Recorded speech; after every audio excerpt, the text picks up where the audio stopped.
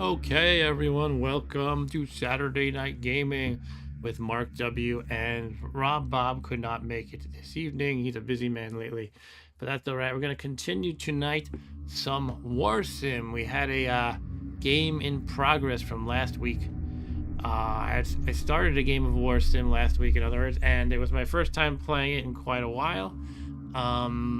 So I was kind of just getting into the hang of the game, and I was sort of presenting it almost like a tutorial, you know, not just kind of rushing through it and trying to play my best in it as fast as speed as possible. Just, you know, just kind of reading everything slowly. And as the stream progressed, I got a little, you know, faster. But yeah, I had a game in progress. The game takes place in a series of turns that are called years. They represent obviously an in-game year. And I played just 2 such years last week, which isn't very much because I chose a 25-year game, and that is the shortest possible game you can play. You can choose, I don't remember all the different options, but there's like a 50-year game, 100, I think 250 or something like that. So of the shortest games that you can play, I finished, you know, I guess less than 10% of the game. So really we're pretty much at the beginning of it. So far my game is going decently well. I'm playing on the easy difficulty. There are, I believe, 5 difficulties, and easy is the second easiest. The game gives you a lot of breaks at that difficulty level, like, you know, basically battles are a little bit skewed in your favor, and you start with a lot of men. You know, the men are composed of peasants, soldiers, knights, and such. And so the game is pretty generous with you if you play the easy difficulty level. And as you can see, this is a very basic game as far as appearance. It is a text-based game, and I'm drawing on my screen. I like to draw on my screen to point to things with this arrow. It's a fun tool to use. It's called a demo draw or something like that. Demo Pro. I always forget the name of it. And yeah, I guess I should just jump into it. So you can view your high scores. Do I have any scores here? I don't think I have any. Well, let's see if I can load my saved game. Hopefully I can. Yeah, it looks like I have several saved games, but the one that is mine from last time, I mean, they're all mine. Actually, they're not all mine. I don't know what some of these are, like Skyrim mod.txt. They must have come with the game, or something I downloaded. Yeah, like Blarg was probably an old game of mine, but I am year 3 because I completed 3 years in the game last week, as I mentioned a moment ago. Sorry, I completed 2 years, and I'm on the beginning of year 3, so I'm gonna write year 3. And as you can see, this game is very kind of basic. It's like it's essentially a text file. At least that's what they call it. I wonder what the contents look like. And you have to be careful with how you load the game, because you have to put the name without the extension .text, or it's not gonna work, I guess. Well, maybe it'll work. It just I don't know. It's possible it works, but it just tells you don't have to do that. Anyway, here we go, year 3. All right, so here we are. What was my kingdom and everything called? My name, my king name, in other words, me, had a name that I made up. My kingdom has a name too. I'm trying to see where I can find this info. Hey Eric, how's it going? Welcome, welcome. You're just in time to begin some WARSIM with me.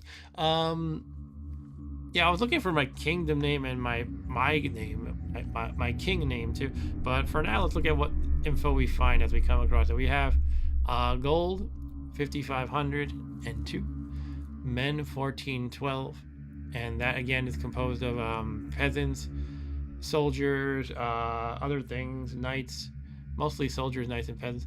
Lands 11. I think I started with 10 lands, and I managed to conquer 1 land that was owned by bandits before. So I stole a bandit's land and made it my own. Public opinion 63, which is on the positive side. I think that's pretty good. And years remaining 23, so 23 more turns left to the game. Let's see, let's view an advanced report from last year so we can see everything that happened last time.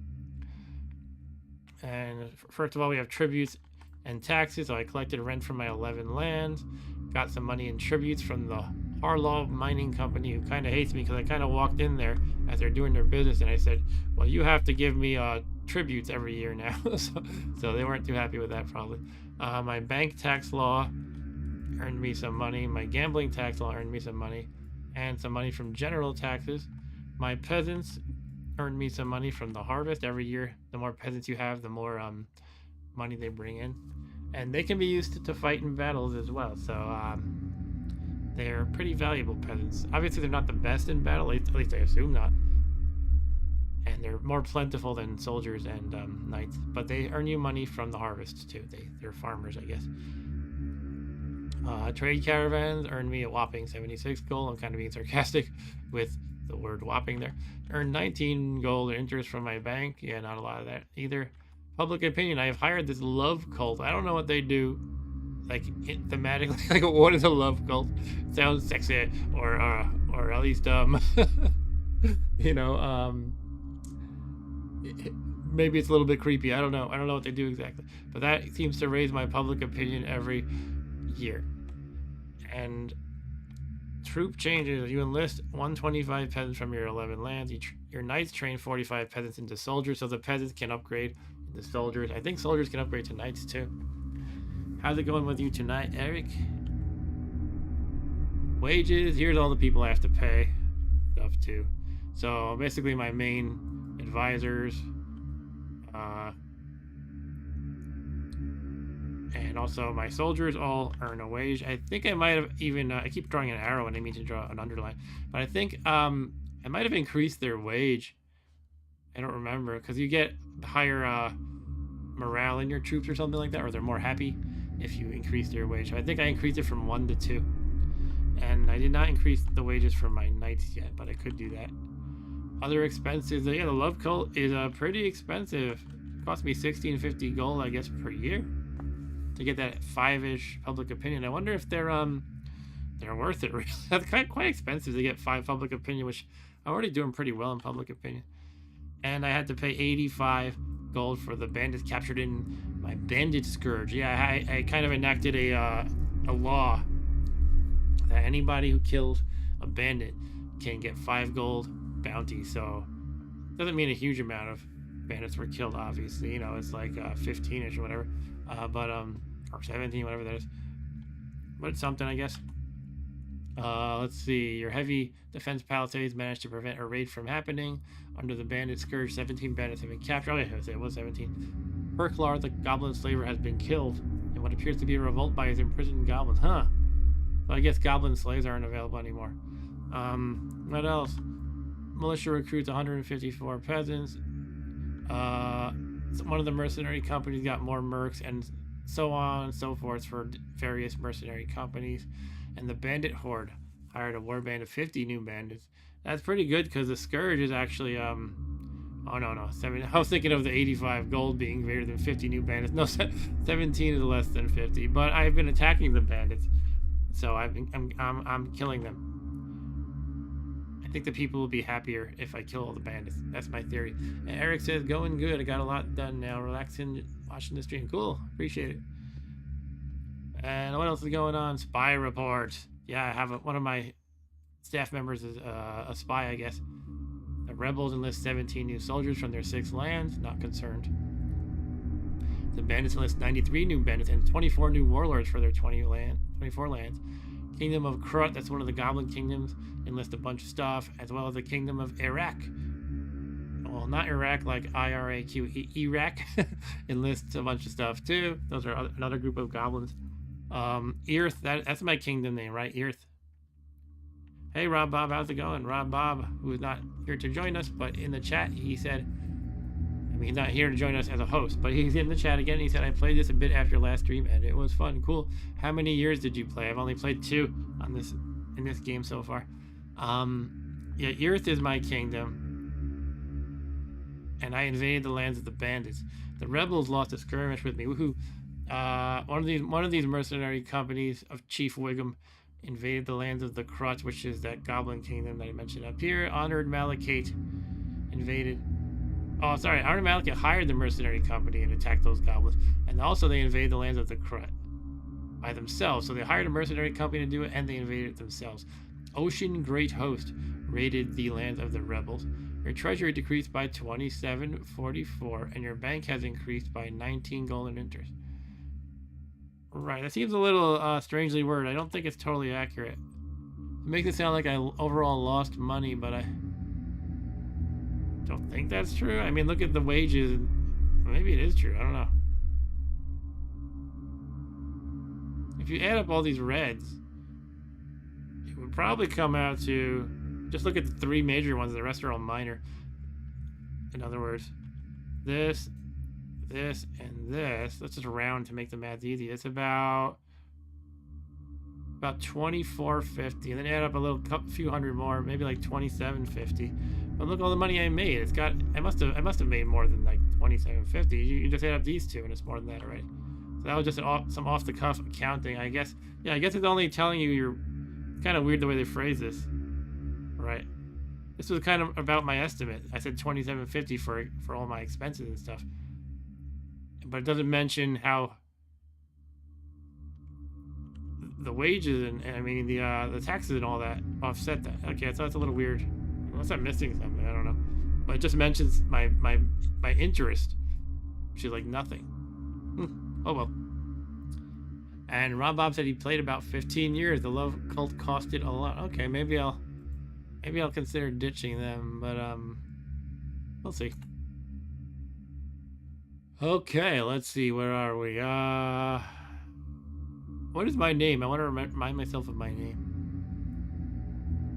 I don't know where you can see it. Let's look at my troop count at least. We have about 1,100 peasants and about 300 soldiers. Only 9 knights. Yeah, I remember losing quite a bit of them in some really expensive battles. Maybe I want to hire some more knights. 1 goblin and 14 slave soldiers. Yeah, I'm probably gonna have to replenish some of this stuff.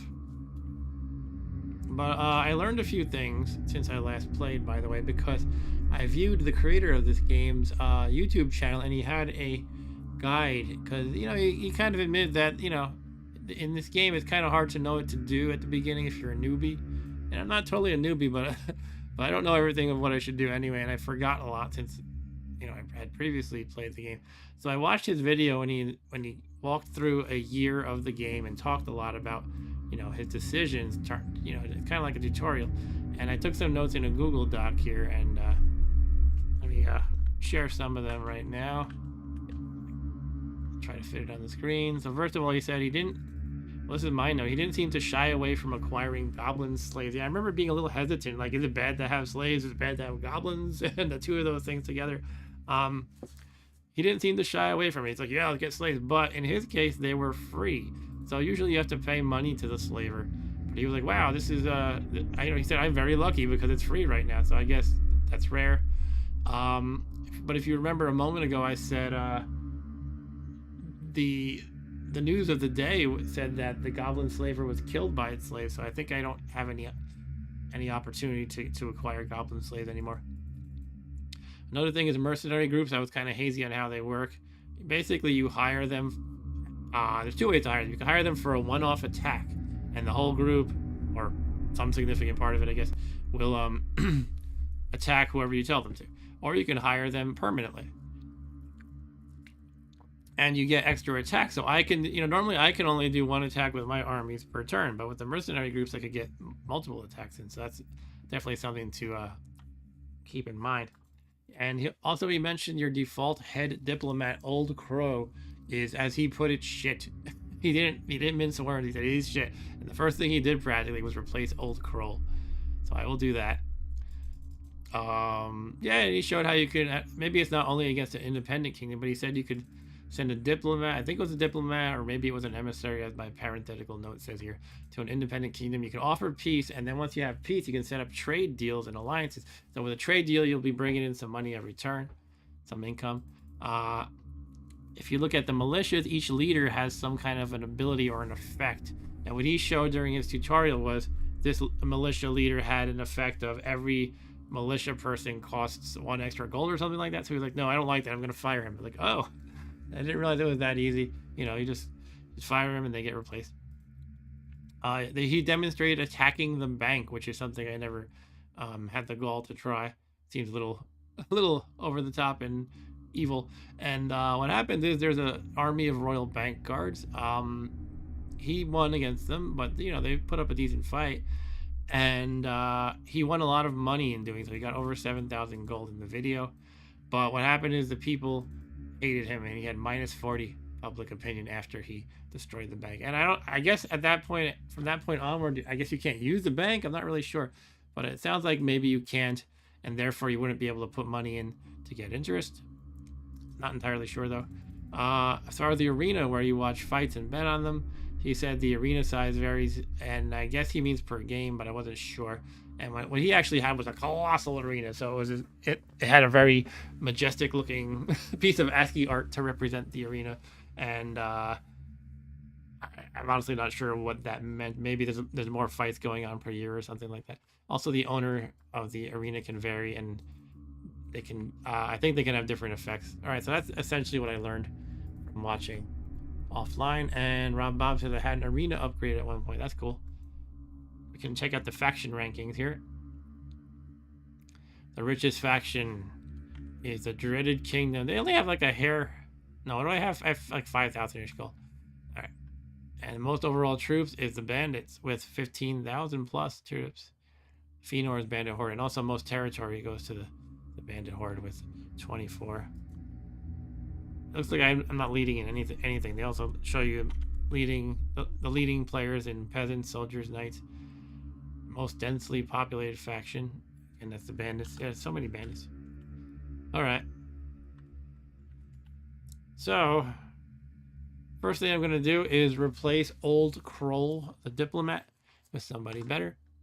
That would be Managed Staff and Champions. So, get out of here, Old Kroll. What is...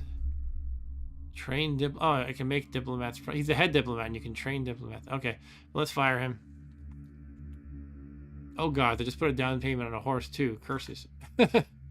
Okay, so I have no more head diplomat, so I gotta hire a new one. And I typed one and enter. It took a while there. Okay, I can hire or check out these three people. Laurel the Noble, Granor the Loyal, and Sharik the Volunteer. Let's check out Laurel the Noble. Hello, I am the one named Laurel the Noble. I am almost an expert in the art of diplomacy. I would love to serve you. I demand pay of 237 gold per year. This person is a member of nobility. Okay. So you can see his skill and his cost. And Granor the Loyal. I've traveled around the lands and know much of their customs. It would be my honor to serve you. I expect a pay of... Is it just 94? Or is it cut off? Yeah, and it's 94 gold per year. Okay, he sounds a lot cheaper than Laurel the Noble, but you can see his skill level is less. And lastly, Sharik the Volunteer. I am known as the head diplomat across the courts of the realm. I will serve you honorably. I need no payment. No payment. Person is volunteering, meaning they will work for free. All right, what's their skill though? 121. What? There's so much more skill. I was expecting him to be garbage. I don't know if Ryan's in the house, but there's a lot of fireworks going on outside. We like to kind of joke about how ridiculous some of my neighbors are with fireworks. All I'm hearing is pop, pop, pop, pop, pop, pop, pop, pop, pop, pop, pop. It's crazy.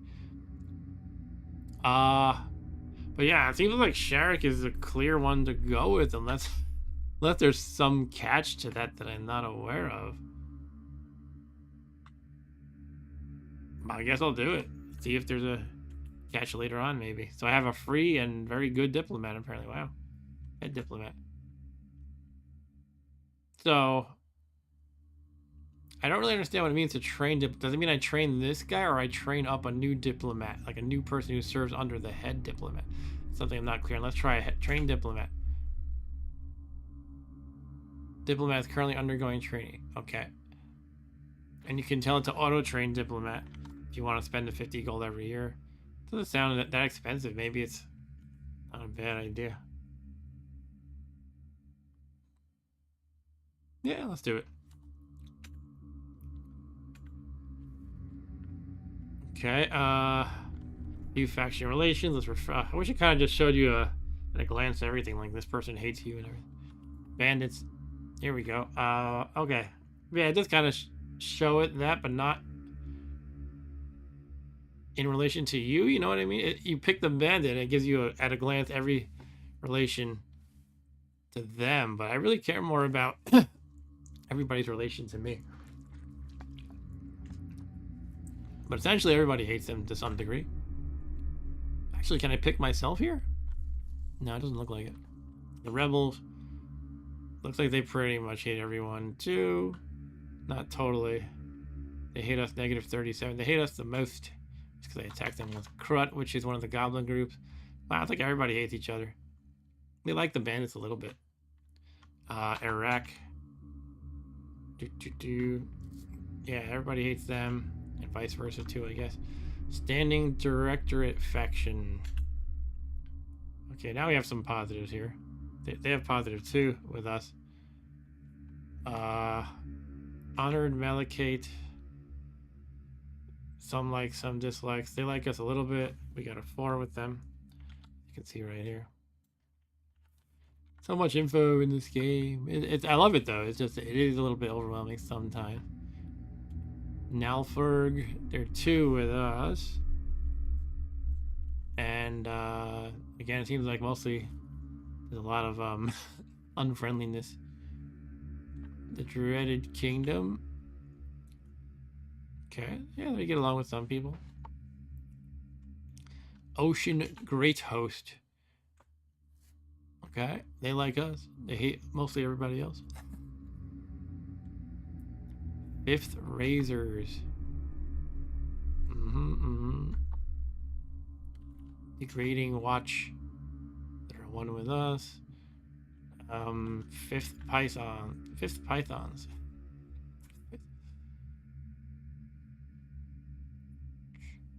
They like the bandits.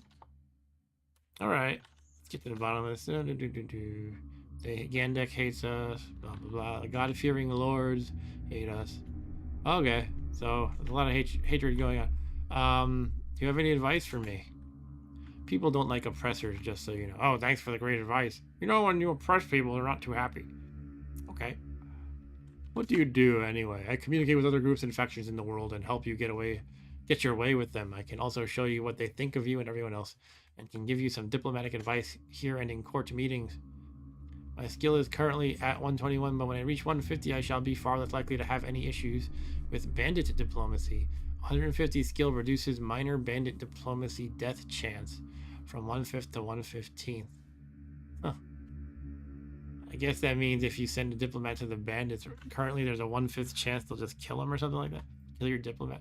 But with skill of 150, that would go up to a 1 in 15 chance. Okay, I have a decent diplomat now, I guess. Shall I get more champions? I don't know. Let's do I thought you can like have yeah, you can have like a contest with your knights or something like that. But it said anointed knight. Is that the same thing? Let's try anointing.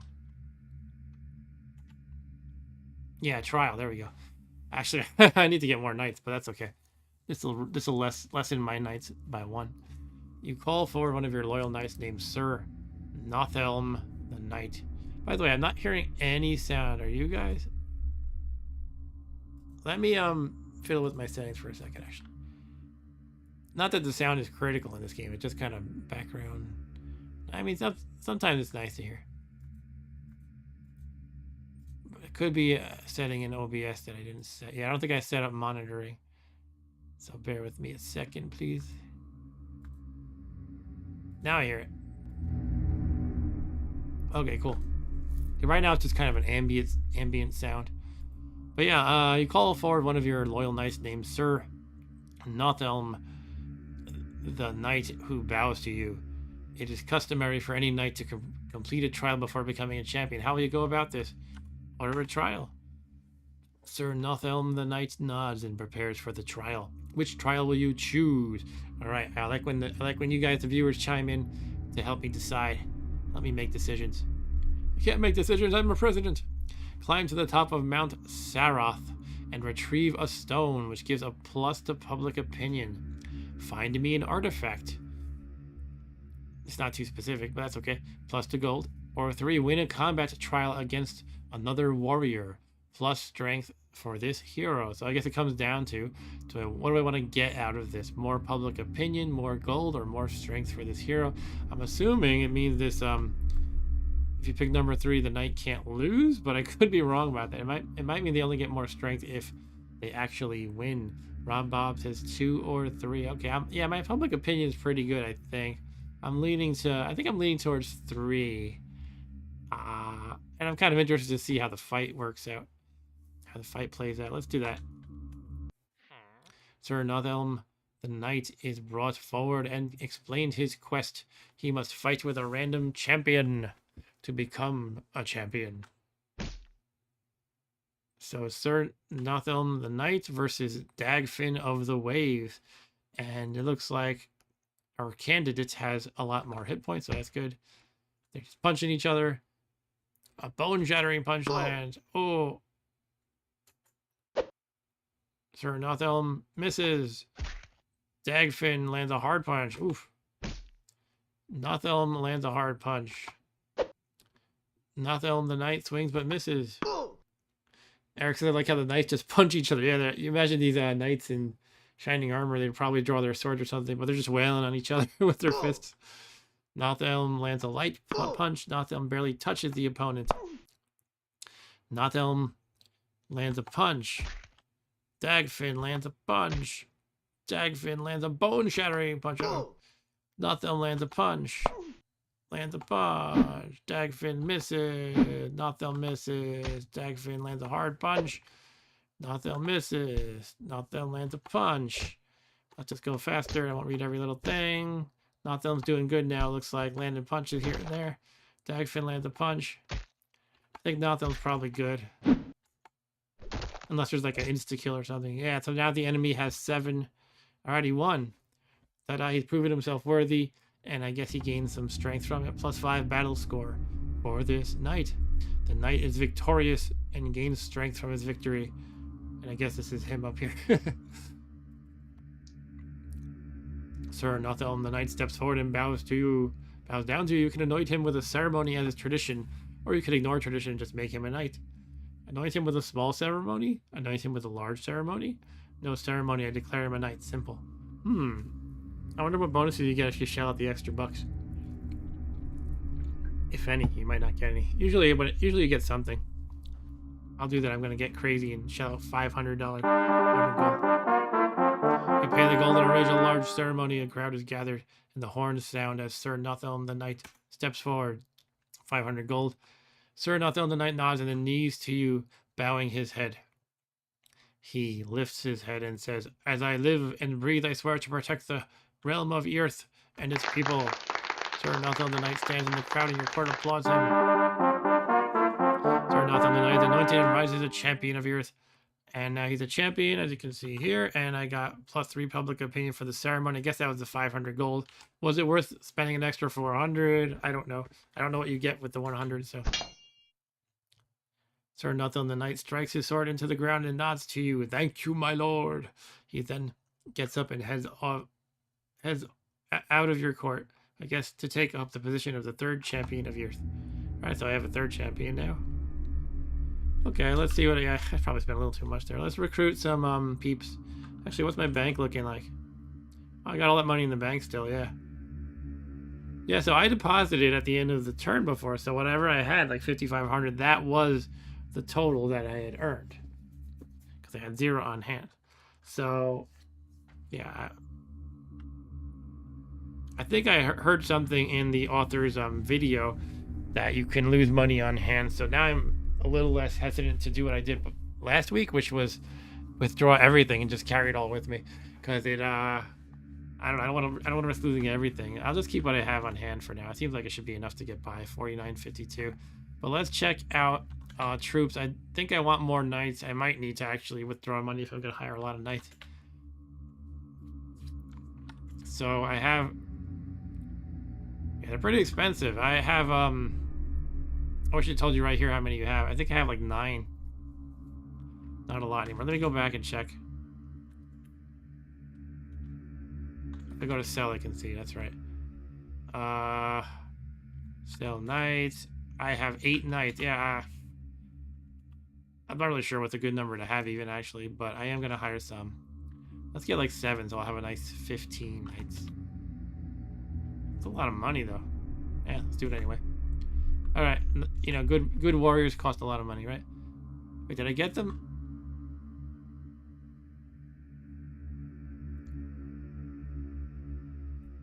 I didn't sell them, did I? My money still looks... Oh. I guess... What did I have before? I thought... After I spent all that money in the ceremony, didn't I have about 4,900? Let me check sell. Okay, I didn't actually buy them. I have 8 still. So I must have messed up. Rob Bob says I don't think you're supposed to have that many knights. Okay. Fair enough, I guess. I'll hire some, though. I definitely remember losing quite a few in battle last time.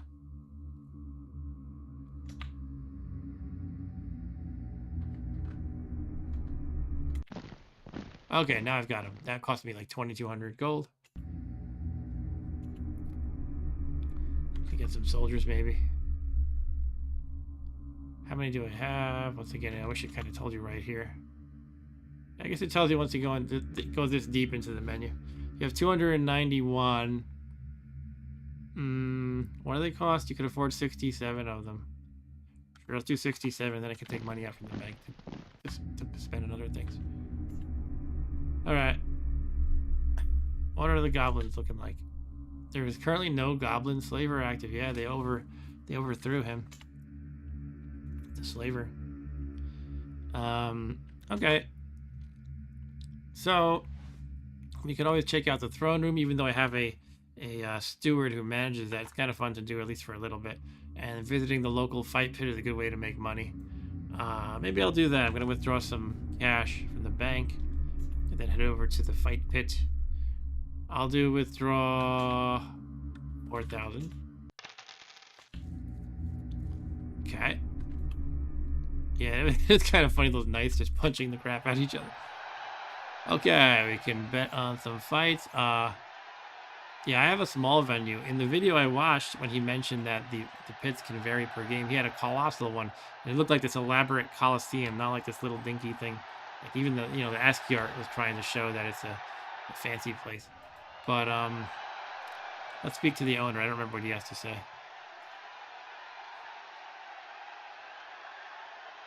What is this place? What does it look like to you? A hat shop? Yeah, he doesn't say anything interesting, does he? I want to purchase it. Costs 55,000. All right, I'm gonna try to bet and stuff. 11 gold entry fee. So we can bet on Mouthless Lake Kobold Warrior or Sunset Troglodyte. Yeah, it's one of those. Sunset Troglodyte. I don't remember seeing much of those before. The last time we definitely ran into a lot of the Mouthless Lake Kobolds. So I'm not gonna risk too much.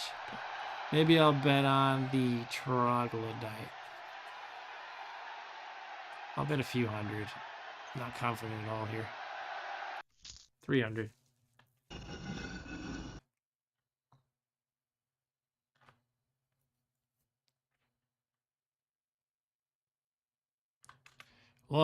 Two men enter, one man leaves, or something like that. Looks offhand like the Troglodyte has less hit points, so maybe he's weaker. Let's see. The crowd starts chanting, "Sunset Troglodyte! Sunset Troglodyte! Sunset!" All right. The Kobold kicks the Troglodyte back a bit. -2 hit points for the Troglodyte. Kobold Warrior gets a very sharp and well-placed strike on Sunset Troglodyte. You're not working well. Oh, look at this, though. Troglodyte gets a very sharp and well-placed strike on the Kobold. Kobold Warrior blocks and hits Sunset Troglodyte. Troglodyte swings for the Kobold, but misses by mere inches. Overkill! Oh, we lost that one. Troglodyte is dead and will soon be forgotten. The crowd cheers and shouts for Mouthless Lake Kobold Warrior as he leaves victorious. Oh. All right, that's okay. We didn't bet too much, but we gotta try to make that back for sure. Peasant or sacred novice Terramancer. Well, novice doesn't sound great, but Terramancer definitely sounds more powerful than I feel like peasant is probably the lowest you could get. I'm gonna go with the Terramancer, even if he's a novice. And I'll bet a decent amount without getting crazy overconfident.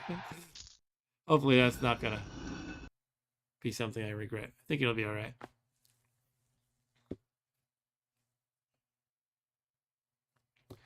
Here we go. Oh, yeah. Terramancer shots. Can we hurry this up? Overkill. Then he overkills the peasant. Gets a dazzling strike. It's very, very flamboyant thing. All right, so I made 1,500 gold. Definitely more than made up for that 300 gold loss. But there's only 3 fights left, so I want to try to make them count, right? I want to make some money. There's a few fights that I can bet on. Cursed Goblin or a Sacred Master Terramancer. I gotta go with number 2. I mean, I'm assuming cursed means he's crappier than the usual. And the typical goblin, not smarter than the average goblin, but worse than the average goblin. And Sacred Master Terramancer is going to be more badass than the last Terramancer we saw. The last one was Sacred Novice, right? Yeah, so Master is like a whole several levels above Novice, right? Let's go with that. I'm going to bet it all. Shoot, I could live to regret this. This is quite a bet I'm making right here. You know, seems reasonable to say what are the chances of losing, but I could be wrong, and this is going to hurt if I am wrong. I'm going to do it anyway.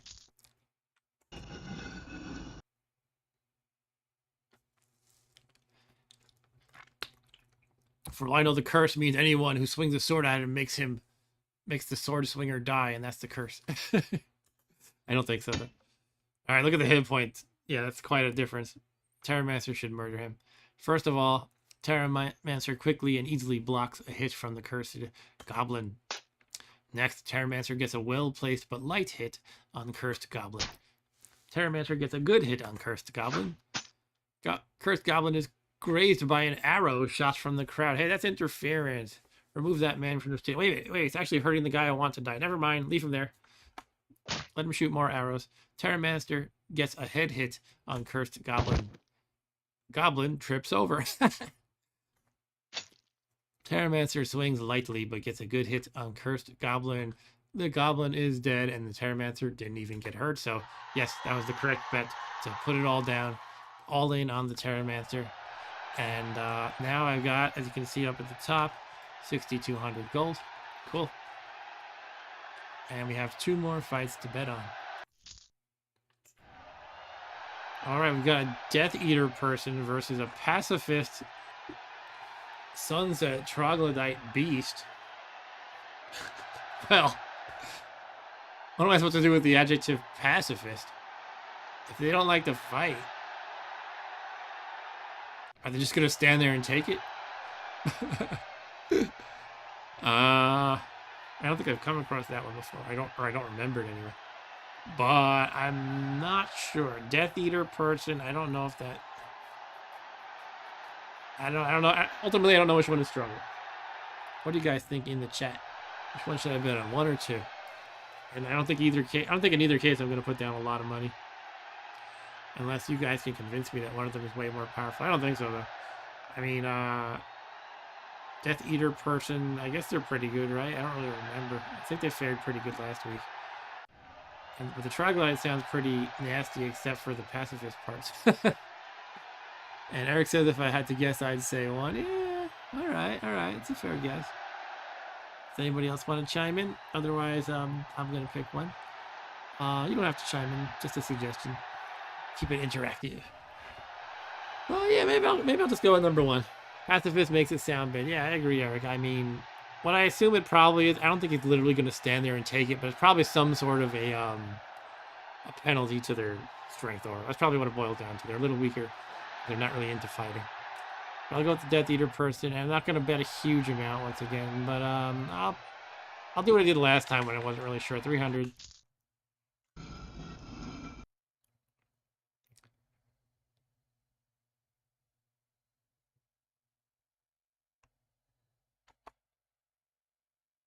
All right. Looks like the pacifist Sunset Troglodyte Beast has more hit points. And that troglodyte slips on a patch of blood. And then shouts, "I'll kill you, just wait." Oh, look at that. Death Eater person gets a good hit on pacifist Sunset Troglodyte Beast. Minus 42 hit points. Troglodyte Beast takes a deep breath. Oh, I wish I bet more. But that's how it goes with these things, right? As the pacifist stands idle, an angry crowd member leaps forward and stabs pacifist Sunset Troglodyte Beast in the head, and then turns to the crowd and says, "What? Someone had to do something," before running off. Okay. I guess the pacifists do stand out. Like, this is a special text just for that. Like, look, you can tell right here, right? This is not just plugging in the name, like, as a, as a substitution variable. It is a special thing pertaining to him being a pacifist, I think. Eric said they get 10% of your winnings. Yeah, sure. I'll send you 45 gold, Eric. give me your mailing address and I'll send 45 gold. Pacifist Sunset Troglodyte Beast has died on the cold arena floor. The crowd cheers for the victorious Death Eater person. One more fight. Yeah, let's do it. Let's hope to make some big money here. No whammies. Afflicted Peasant versus a Sunset Troglodyte Cave Lord. Okay, so the afflicted means it's sick or something, right? Diseased versus a probably very solid troglodyte. So Sunset Troglodyte. So I'm gonna do that. I'm gonna bet on the obvious thing, the Sunset Troglodyte Cave Lord, and the max I'm allowed to bet, because there's a max betting limit, is 48.29. I'm gonna do that. If I win, then great. There's like nothing more I could possibly do here anyway. And Eric says, yeah, 2 seems like a sure bet. Yeah, I agree. What's an afflicted peasant gonna do, huh? Yeah, I'm just waiting for the game to mock me and say, well. All right, the Troglodyte Cave Lord swings but misses. And that's that. Troglodyte Cave Lord gets a fantastic strike on afflicted peasant, and the peasant is dead. You win 72.44 gold from your bet. Wow, it's amazing how much the arena betting figures into your total income. I mean, wow. But again, as I mentioned before, I think it's on the more difficulty levels that the bets are not so clear, and sometimes even on this level they're not totally clear, right? Excuse me.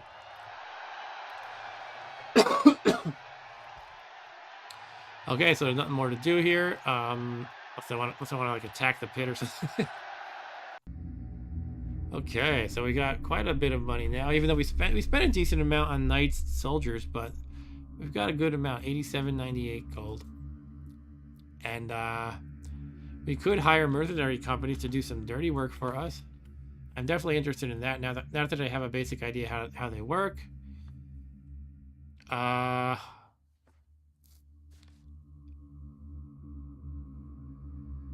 so you can hire them or send them, as I mentioned earlier, out to attack once. But what I'm a little bit uncertain about right now is the price of a one-off, right? It says, like, for example, on number 5 here, it says cost 2,402 to hire and 1,201 per year. So that sounds like it's only telling me the cost for actually hiring them permanently, as opposed to whatever a one-off is. I don't know. I'm gonna try hitting number. Yeah, I'll hit that one, number 5, because they're the cheapest. And oh yeah, you can hire them from one attack. Now you can see the option here, 800 gold. All right, that's cool. So I'm kind of thinking maybe I'll continue focusing on the bandits because they're fun to beat up.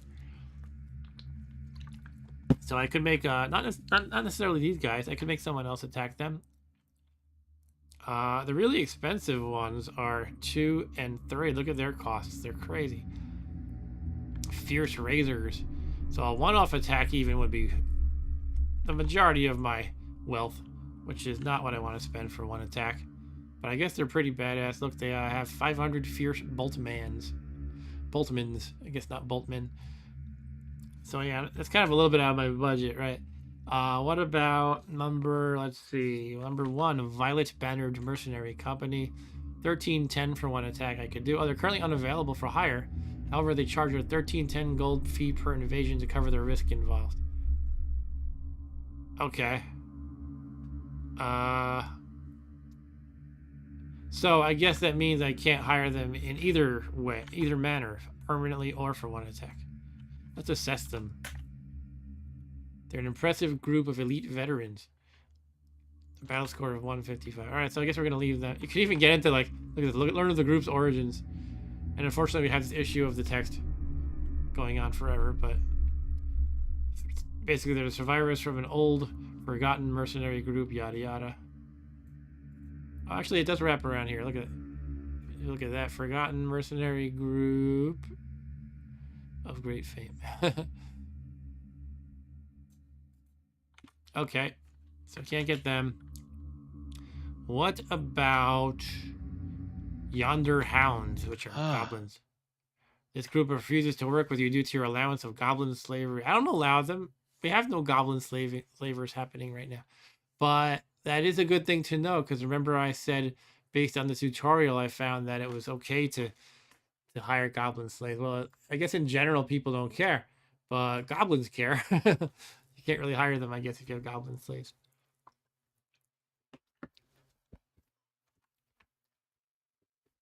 All right, goblins are being mean to me. All right, the green cloaks are really pricey. Yeah, so I guess if anybody, I'm going to use number 5, even though they're kind of probably the weakest. Well, let's get some info about them, though. Fairly well-trained warriors. A Wiglin Javelineer has a battle score of 79. Okay. About Constantine Nalfarn's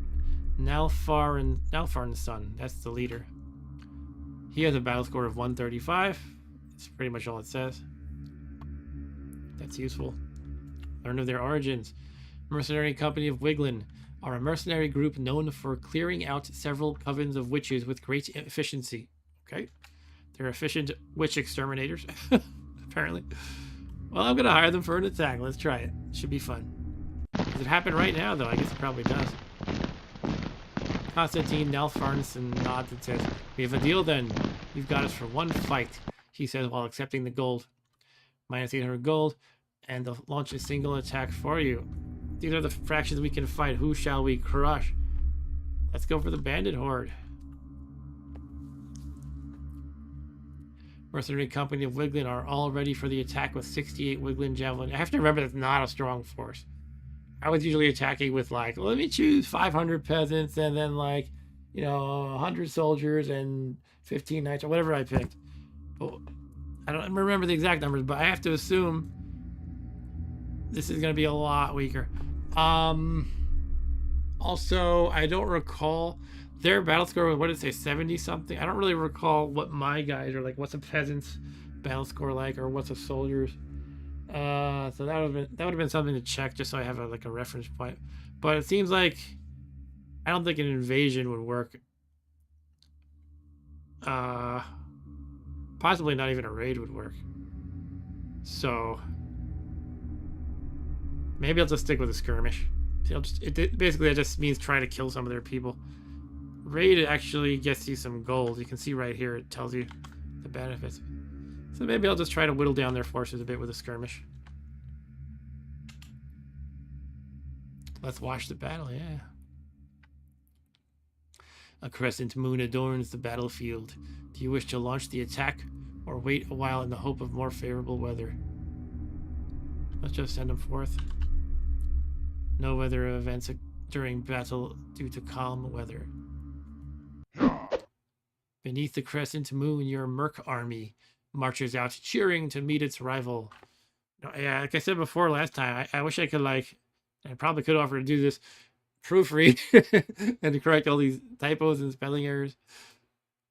Anyway, meet its rival. A lone warrior bursts forward and begins swinging wildly. I want to say plus 1% initial battle bonus or something like that. The bandits managed to push your mercs back a little bit, slightly outfighting your mercs. Your loss is 9. Their loss is 4. Yeah, I mean, even though I picked a, a skirmish, the whole Merc group's going to get wiped out, I guess. But I guess it's a matter of how many troops can I take down with them. Yeah! As the battle rages on, many of your men form their ranks and begin to shout praise to Earth. Jesus Christ. The bandits managed to take both of the enemy's flanks, trapping them momentarily and doing damage before they pull back. Alright, this is not going to be a win. But I killed one of their warlords. That's good, I guess. Hey there, Rob. How's it going? We got Rob and Rob Bob in the house. Rob says text games were the best back in the day when kids actually had an imagination and didn't have to be spoon-fed 4K graphics. I mean, this is actually a new, relatively new text game. I'm glad it's still a thing. Text games are still being made, and I like text games a lot too. One of my favorite things about them is it lets like just one or a small group of developers create pretty vast worlds and a lot of depth in the game because you don't have to make all these fancy assets, basically meaning graphics and stuff for every little thing. You know, they don't have to involve like 20 people, and that each of them take like 6 weeks to make a new, you know, location or a new I don't know, you know, set of armies or something, and you just kind of type out what's there, and it's kind of the same thing with like roguelikes, right? The traditional roguelikes like NetHack and all that. Anyway, this is not, yeah, obviously these guys are going to die, my mercenaries, but we took out one warlord and some of their bandits, so I guess that should be considered okay-ish. Oh, look, we killed 2 more bandits here, too. All right. The bandits managed to push forward quickly and penetrate the center. The breakthrough does a great deal of damage, and that's the end of the mercenary group. Skirmish was a failure, and the mercs you sent were slain. -3 relation with the bandits. Mercenary company of Wiglin mercenaries are destroyed. Oh well. The mercenary company of Wiglin have fallen. Their leader is slain, and their group is no more. Well, all right. So I'm actually thinking, how could I have assessed that risk better? That's the thing I'm confused by. You don't really know what you're gonna face. And I kind of figured that 60-something of these guys with their 72 strength or whatever was not that strong, but I had no idea I was going to fight 600 bandits. Especially in a skirmish, right? It's supposed to be different levels of risk, like skirmish, then raid, and then invasion. So I did the lowest level, which is skirmish, and yet it was a huge amount of bandits who totally annihilated those guys. So, I don't know. But I did want to see, as kind of a reference point, what are my guys like? And where do I actually see that? Like, what is their combat strength? And it doesn't really obviously say, I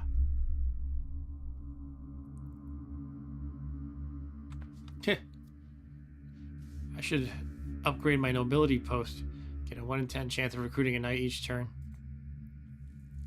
It's only 300.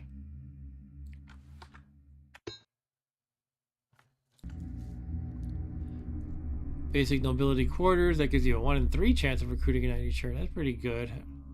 Not sure I want to shell out 1K at this moment. That's not really that bad.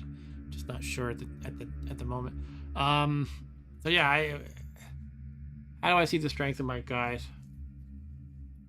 Is there even a way to do that? I feel like there is. Kingdom reports? Nah. Oh yeah, view your troop count maybe. Oh, here we go. Yeah, so those guys had, what is it, 70-something each. Okay, so they were halfway between peasants and soldiers in strength. So in other words, they sucked. And they deserved to die. Yes, I think they deserve to die. I hope they burn in hell. No, but, so they were wussies, and, you know, again, when I send out troops, I usually say, like, well, 500 peasants or something like that. And then maybe 100 or 200 soldiers. So... yeah, what I sent out was like a pile of garbage. Oh well. Troops not in your army but under your command are the militiamen. And total additional troops 572. Total strength of additional troops 43,000, etc. Okay. Total troops combined 2057. Rob says, do you think the Sega Saturn was underrated as a console? Well, I've literally never played Sega Saturn, so I can't really say, honestly. What do you think, Rob? I don't know. What are some exceptional games on it? Even I'm not even sure. I should explore that one of my Thursday old goat streams. So I've never explored Saturn in the slightest. I remember, like, seeing it in the store around the time when PS1 was out, and I saw the kind of early 3D graphics that looked pretty good at the time. But no, I never played it.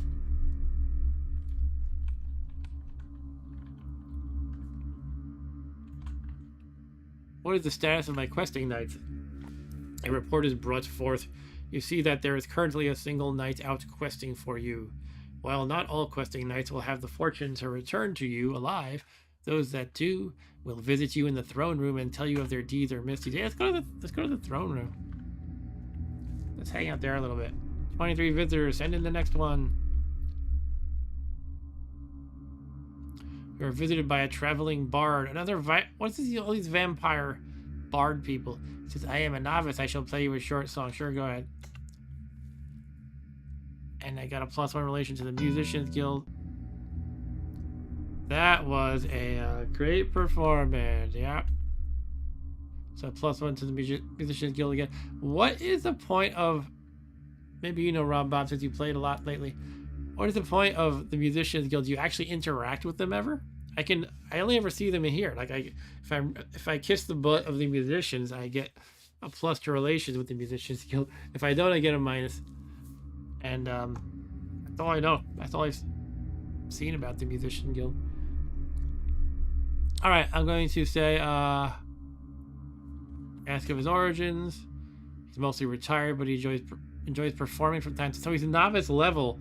He's also retired, so I guess he had a whole career of being a musician, and he never got any good. His name is Odo Vokar.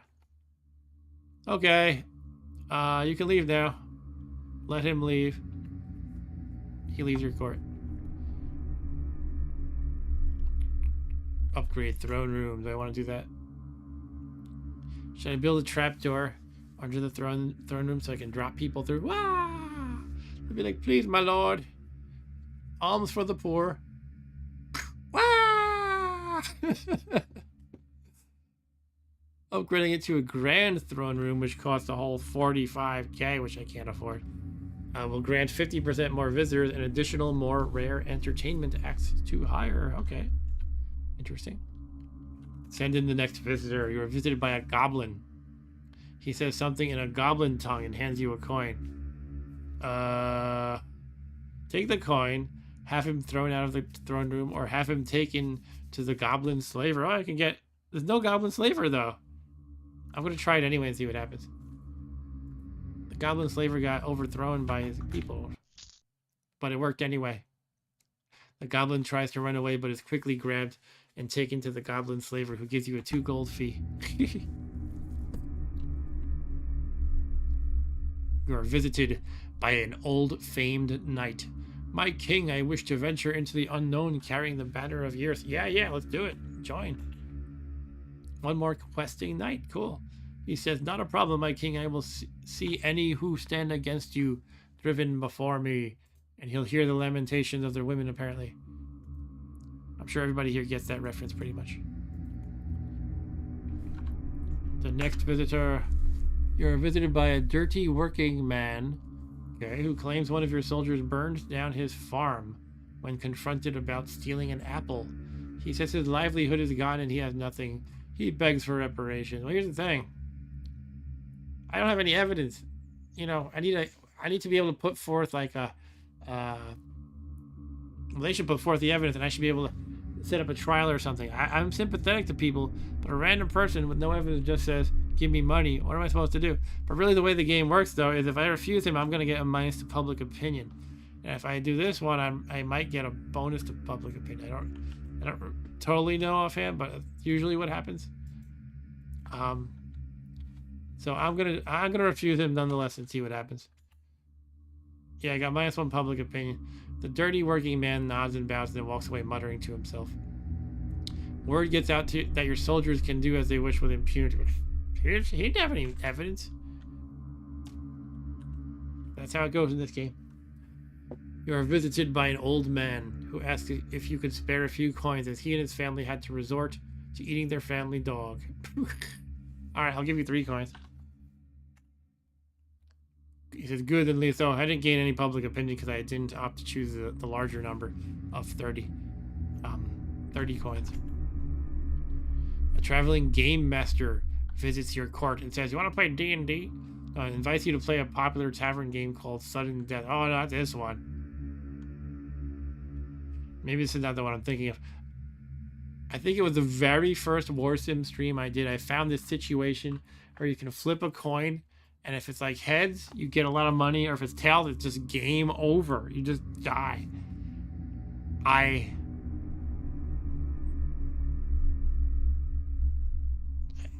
not sure if this is it. Let's see the rules. Okay, how to play Sudden Death. The player chosen to go first rolls 3 dice. Okay, this is probably not it, because it was a coin flip. And whichever dice land on a 6 are removed from play. Okay. In each turn, the active player must get at least 1 6 to remain in the game. Okay. A player who does not get a 6 loses. If a player clears all the dice on his turn, he wins. Alright, let's try it. Yeah. That's not the one I was thinking of. Alright, I'll play the game. The game master flips a coin and it lands on tails. You go first. The game is currently in round 1. There are 3 dice remaining. It is currently your turn. Okay, roll the dice. Alright, so I rolled no 6s. Does that mean I lose right away? I forget. So you discard all the 6s you get, right? But is it that if you... Yeah, if you get no 6s, you lose, and that's it. So it kind of sucks to go first. Alright, I'll try again, though. Oh. Yeah, okay, I'll try again. It's fun. Tails, you go first. I go first again, really. Come on, you kidding me? 2, 1, 2. Right, one more time. Oh, I go first again. It's not a weighted coin or anything. Okay, I got a 6 this time. So now I have 2 dice left. He gets to roll. He got a 6. Oh, we share the 2 dice. Okay, I thought we each had our own set of dice. So he rolled 2 dice and one of them was a 6. And there's only 1 die left. So I have to roll a 6 or I lose. The game is really harsh on the... Well... I guess it depends on how things work out. But I feel like it's harsher on the player that goes first. Alright, so I lost again. Alright, that game sucks. I'm not going to throw him in the dungeons, though, or force him to give me all his gold. You are visited by a Death Eater warrior person from Standing Directorate who seeks refuge with you, having been mistreated. Sure, I'll take him. Now I have a Death Eater warrior person. He says, great, you won't regret this, probably. Probably. Alright, that was kind of a sucky throne room. I lost money and didn't really gain anything. I lost 1 public opinion. Well, I gained that 1 Death Eater, yes. And again, I have 16 visitors remaining, but my steward is going to just automatically handle the rest. Let's see. Should we check out diplomacy? Here's the people we're at war with. The top 4. But as I saw in the video, the tutorial video, you can set up trade routes if you can make peace with these people. So it might be a good thing to do. So let's see. Standing Directorate was where the refugee just came from, right? And I think these color codes are, by the way, how what my standings are with these people. So I'm going to start with number 5, Ocean Great Host. Faction Relations 7. Your head diplomat, Sharik the Volunteer, tells you that the diplomatic action with the Ocean Great Host is not possible due to their unintelligent and savage nature. Oh, man. He confirms, however, that they seem to tolerate us. Okay. They have, yeah, these are the guys with the sunset troglodytes. Okay. So they're too stupid. And you can compare them with your own units. That's pretty cool. So my lower tier is stronger than theirs. My middle tier is weaker, and my highest tier is weaker.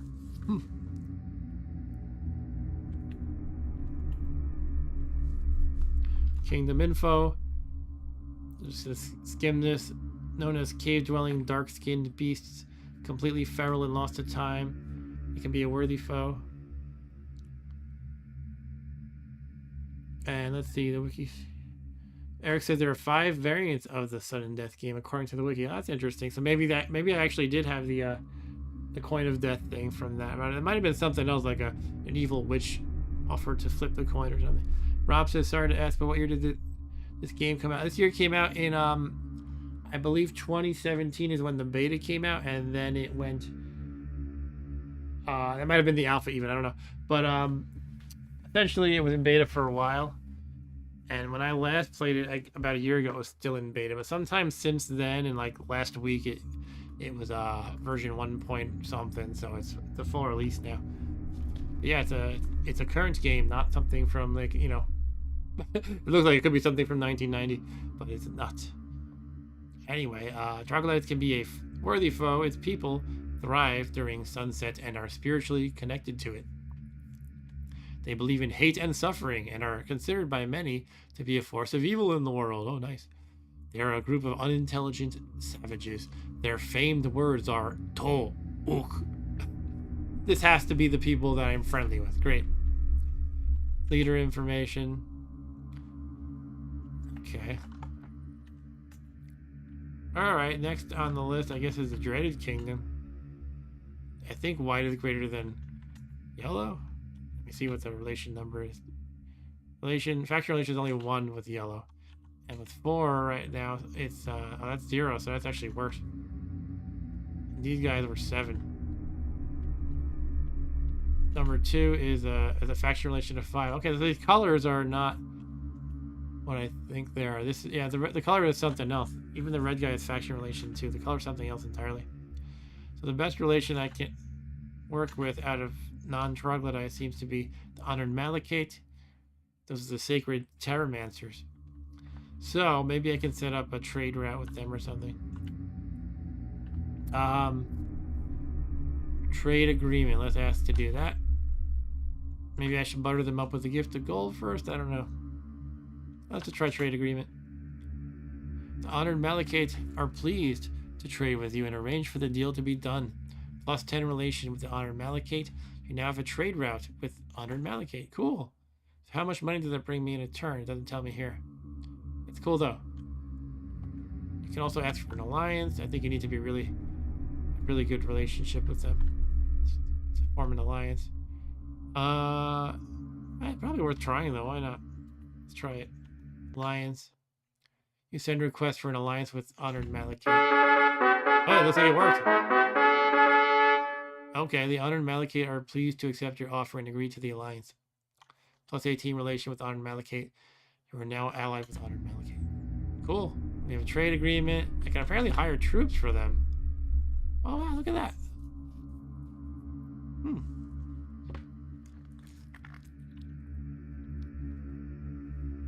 Send military aid. I don't think they need that.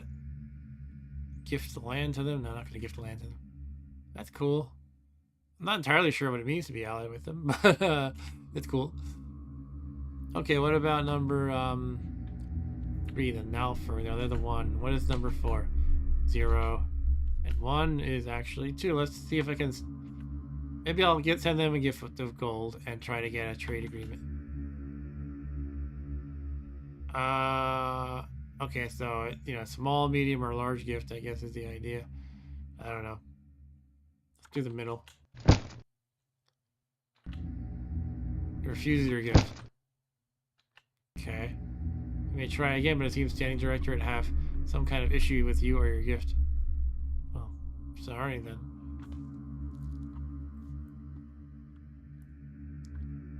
Trade agreement? You need at least 10 relation with them. Okay. I could give them a lot of money, but they seem like dicks. Alright, let's try it anyway.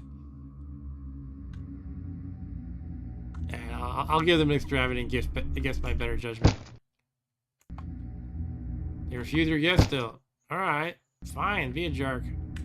I'm out of here. Rob says, this sounds like a terrific text game. Yeah, it really is cool. I'm enjoying it. And he says, sound effects pump it to a whole other level. Yeah. And this is one guy who did it all. He even does like the voices and things. In the tutorial video that I keep referring to, He mentioned there was I think it was in the arena when you hear overkill. He said that was his voice, and he used like a pitch shifter to make his voice deeper. He like I think it's basically one guy did everything in this game. It's possibly he had a few people helping him with testing and who knows what else, but it seems mostly like it was all of this one person's effort. All right, so at the independent territories, how's our militia doing here? Highly defensive, blah blah blah. You know what? I think I'm gonna. Shit, what do they do again? I'm trying to remember. You get peasants from them, or they're a loosely organized group of peasants. That's right. They can defend your lands. When hiring peasants from the higher troops menu, you're hiring them from the militia. The peasants come out of the militia. Okay. So let's actually explore a little bit. That might be fun. Explore the realm. I have 7,600 gold on hand, though. Maybe I should put some in the bank before I go gallivanting. Deposit 3,000.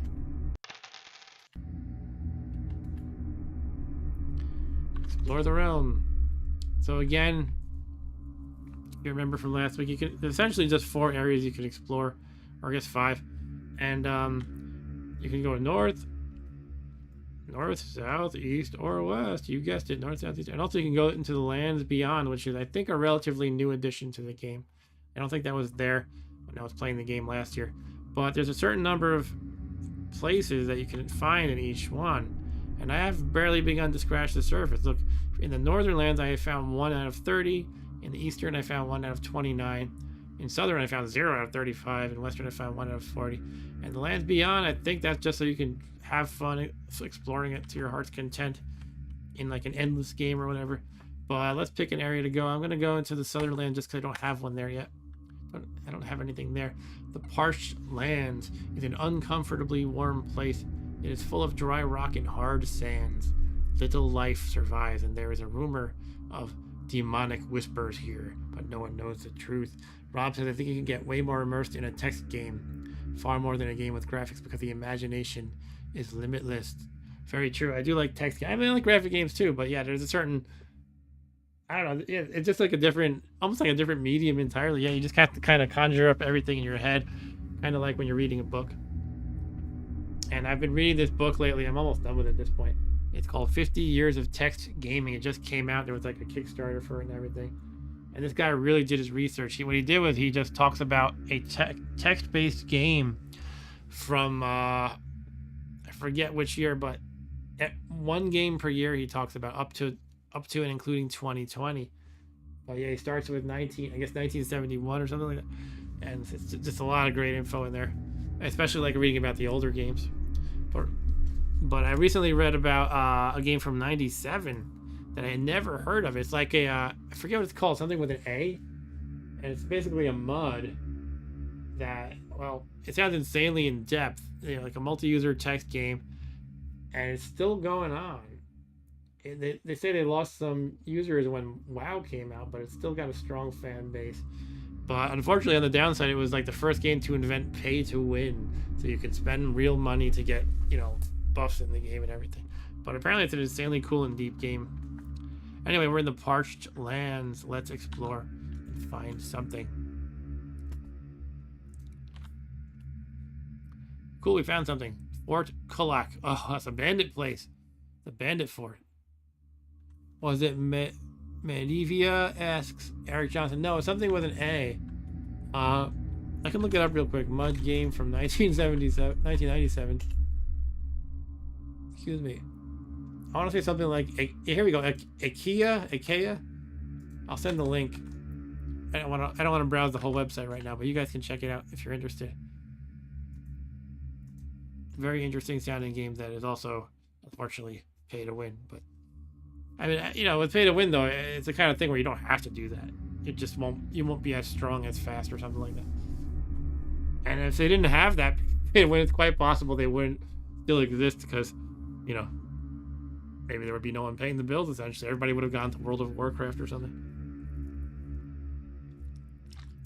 But that's the game I was just reading about from 1997. Anyway, let's check out Fort Kulak, which is full of bandits. Could be dangerous for me. Fort Kulak is an old bandit fortress that belongs to Gore the Bastard. The fort is garrisoned, and they won't give it up without blood or gold. Attack the fort. They have 510 bandits. You don't have the 50,000 gold to buy the fort. You try to speak to a bandit here. Ask to speak to Gore the Bastard. Maybe I'll try to attack them. 510 bandits. Now remember, they're like between. They were between my No, I'm thinking of my those javelineers that I hired as mercenaries. They were between peasants and soldiers in strength. I don't know what the bandit strength actually is. And I wonder if I can look it up. Eric mentioned a wiki. Maybe I can find info there. I don't know if they're fixed though. Like, it's possible the bandit strength could vary. But I'm gonna check it out. See what it says. I'm gonna search for bandits. Hopefully find some strength about them. Battle score of 75. Okay, so they're pretty much like the javelineers, halfway between a peasant and a soldier, and there's 510 of them. So it might be a bit much for me to handle.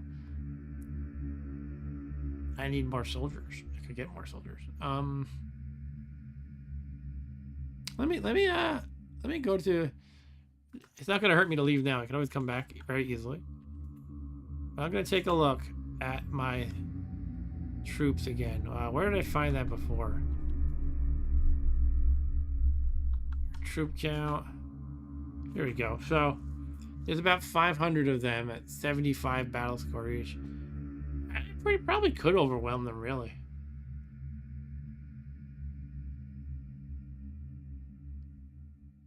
Yeah, I could totally. I mean, I got so many peasants. Maybe I'll try it.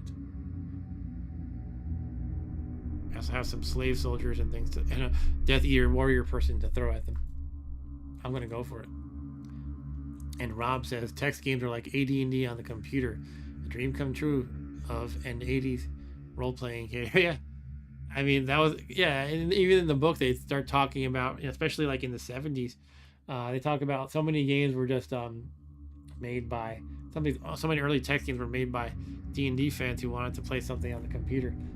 So much good stuff, and I highly recommend that book, by the way. It's I'll try to find the link to it.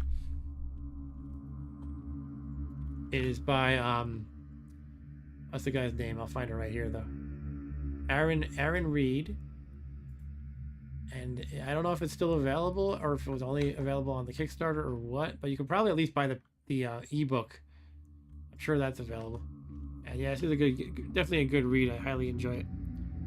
All right, so yeah, again, my soldiers are essentially, 1/3 stronger than each of those bandits.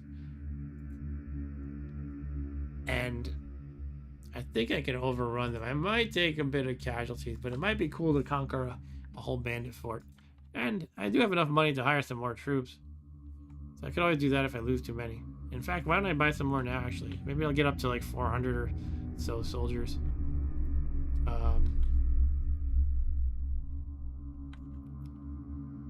Hire some more soldiers. 632 available. And I have 350. Okay, maybe I can't really. What did I say? Get like 400 of them? Yeah, I can get 400 of them easily, actually. 42. Let's get a little more. Let's 50. Cool. It costs 2,000, which is quite a bit. If anything, you buy a bunch of troops, and you're like, whoa, now I'm poor. But now I feel like I can really overwhelm them, probably. Of course, you don't want to risk everybody in one battle, but so I'll leave some of them at home. But let's do it. I think I'm going to do it. That was in the southern lands.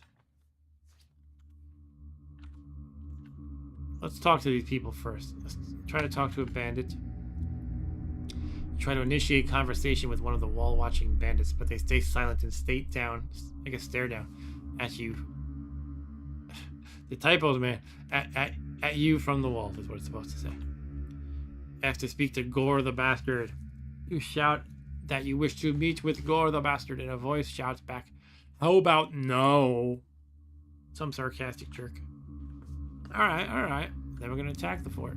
Here we go. I'm having a little apprehension. So they're like, well, they're in like a fort, and I'm not sure if that physical location figures into their defense. It probably does to some degree. Oh well, let's get crazy and do it anyway. Good. What will the attacking force be made up of, my lord? I could just send all my troops, just one, all of them. I'll choose myself, though. I feel more comfortable looking at it one by one. All right. So I have 1097. I'll send 600 peasants. 650. How many slave soldiers? You can all go. I don't care about them. How many soldiers? Yeah. 300, and I'll go with 8. How many knights? 10. How many goblin tribals? You can go. I don't care. How many Death Eaters? You can go. You want to send Omer, the Fiend, the Friends, alright, on the skirmish. Let's send, yeah, let's send 2 of the champions. Oh my god. I'll save one of them. If I suddenly have like a really bad time here, I'm gonna have not a whole lot left. But I'm not sending literally everybody, right? Here we go. I'm a little nervous. A foggy night sky shrouds the battlefield. Do you wish to launch the attack? Or wait a little while in hope of more favorable weather? Is it so first of all, what I've come to realize is this question is not saying this weather is bad for you. It always says that. But a foggy night, is that better for the attacker or the defender? I feel like the attacker probably, like, because they couldn't, like, you know, shoot me with archers as I'm approaching or something. Therefore, I'm gonna go for it. And again, just because it says wait in the hope of more favorable weather, that sounds intuitively like it's saying, well, the weather is bad. Do you want to wait for it to get not crappy? But that's not what it means. It always says that. You could say it's clear weather. Do you want to wait for more favorable weather? So don't read too much into that. But yeah, I'm thinking this is going to be good to do. So I'm going to go for it. A foggy night sky shrouds the battlefield before the 2 armies clash. Moderate likelihood of weather events during battle. Through a thick night fog, your army marches out screaming to meet its shrouded opponent. Okay. I mean, I guess if I was trying to rely on, like, the fog to somehow give me surprise, I don't know if screaming at them is helping, but I think it's kind of a generic message, actually. After a short pause, your army advances slowly first, but then it quickly charges out to the enemy. Okay, this looks good. I'm just looking at the immediate losses, and I lost some. He lost a lot more. He managed to push forward quickly and penetrate the center. The breakthrough does a great deal of damage. So I essentially lost 10 weaklings. Well, 1 soldier is not great. 1 slave soldier is not great. But barely anything. And he lost 138 bandits. So I have them outnumbered by roughly 3-1 at the moment. Next round. Okay, this was less good. Fort collect bandits, fight for it, and gain some marginal ground over the forces. And you can see I lost significantly more than before, and he lost less. But I still have the edge. One thing I wish they would improve in this game, maybe it could be a feature request, and it's something they could totally do. This guy is totally into forever improving this game. Is this feels like I am just the descriptions and even the picture. It feels like I am not like invading a fort, but more like just there's 2 armies that poured out into a field to fight. Right? Like I wish kind of the descriptions would match the setting a little more, but that's okay. It's still really cool. And Rob, by the way, says you don't need bleeding edge gaming computer to play these text games. For sure, yeah. An old Intel Celeron 366 with built-in graphics could handle this. Beauty for anyone who's in a millionaire. Yeah, I agree. I kind of, don't really care about making cutting edge gaming PCs. I mean, I still like new games, but that's something I don't do anymore. I used to build a PC every like 3 or so years. And last time I actually did that, though, 2004. Okay. You push forward and outflank Fort collect bandits, but still no one side. No one side seems to have the upper hand. I lost some. They lost some. Okay. I did not have the greatest round there. This was a good round. Look at this. I lost 3 soldiers, 3 peasants. They lost 55 bandits. Oh, look at this one. I lost 13 soldiers, 20 peasants, 1 knight. That's losing a knight, but they lost 115 bandits. Something laughed. Somebody's laughing. In the midst of the battle, someone slips and falls in a funny way. I love these crazy random messages that don't really matter, but it's just fun flavor. One fighter laughs, and soon an entire portion of the battlefield is engulfed in a moment of humor and laughter. After a minute or so, a sudden attack leads the fighting to resume as though nothing happened. Almost reminds me of the what's that story? I think it was in World War One. There was like a Christmas truce, and both sides, I think it was the Germans and the English, just decided to play soccer, and then they finished their soccer match, and then they resumed like normal, killing each other. A moment after the laughter, a contingent of fighters slip over the same patch of ground as the fighter they were just laughing at did. Your loss is 2 soldiers. They lost 2 bad. That's not great for me, but okay. And I lost another 9, unfortunately. But then a 66. Next round should probably finish it off. It does. All right. So again, yeah, you know, I always hate seeing myself losing knights, but that's bound to happen. I don't think I did terribly. I think I won with not a huge amount of losses. Yeah, I mean, but I probably lost over 200 people, so maybe not fantastic, but hey, we won a fort. Yay. The skirmish was a success. I think that's more than a skirmish, right? Your troops survive and the enemy force lays dead. And Rob says, do people still flash the BIOS to overclock the CPU?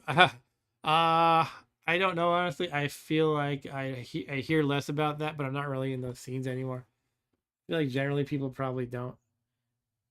But I don't know. If anybody out there is overclocking their CPU, you can speak up in the chat. All right, so yeah, we need to do that. You have to worry about like crazy cooling systems and stuff. I'm sure there's some people who like doing that. Let's view the battle report. Essentially, I lost 304 troops. Ouch. But I killed all 510 of theirs. Yeah, I mean, originally I was kind of even afraid of, you know, would I even win the battle? So I guess it's not so bad.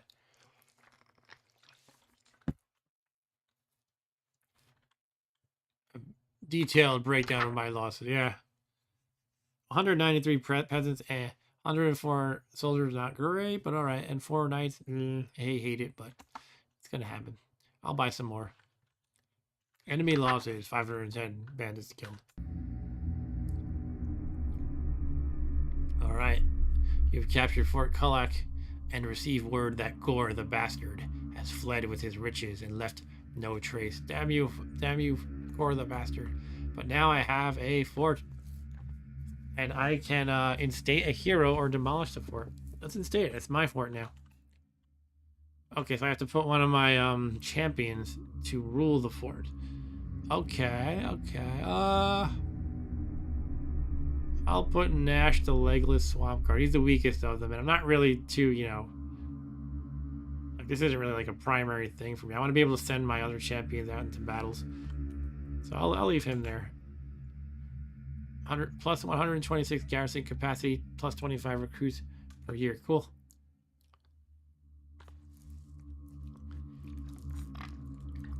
Okay, so I should probably put some soldiers in it. Let's check the fort rules.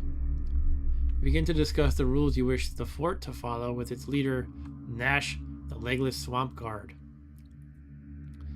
Okay, you can say assist with assaults. Do not assist with defense. Stop providing earth with troops. This is like a toggle? I'm just curious. Let me hit 1. Yeah.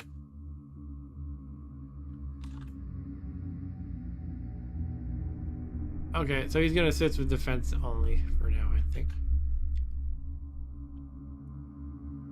Demolish the fort. Know about Fort Kulak. It's a southern fort ruled over by Nash, the Legless Swamp Guard. Prior to your occupation, the fort was held by a bandit named Gore the Bastard. Yeah, we knew that. Manage the garrison. Yeah, I need more soldiers. Gotta put some troops here. Keep it safe. They have a 126 troop cap. I only have 304, and I'd like to do a real attack later. I need enough to keep it safe. I guess I'll put 80. I don't know.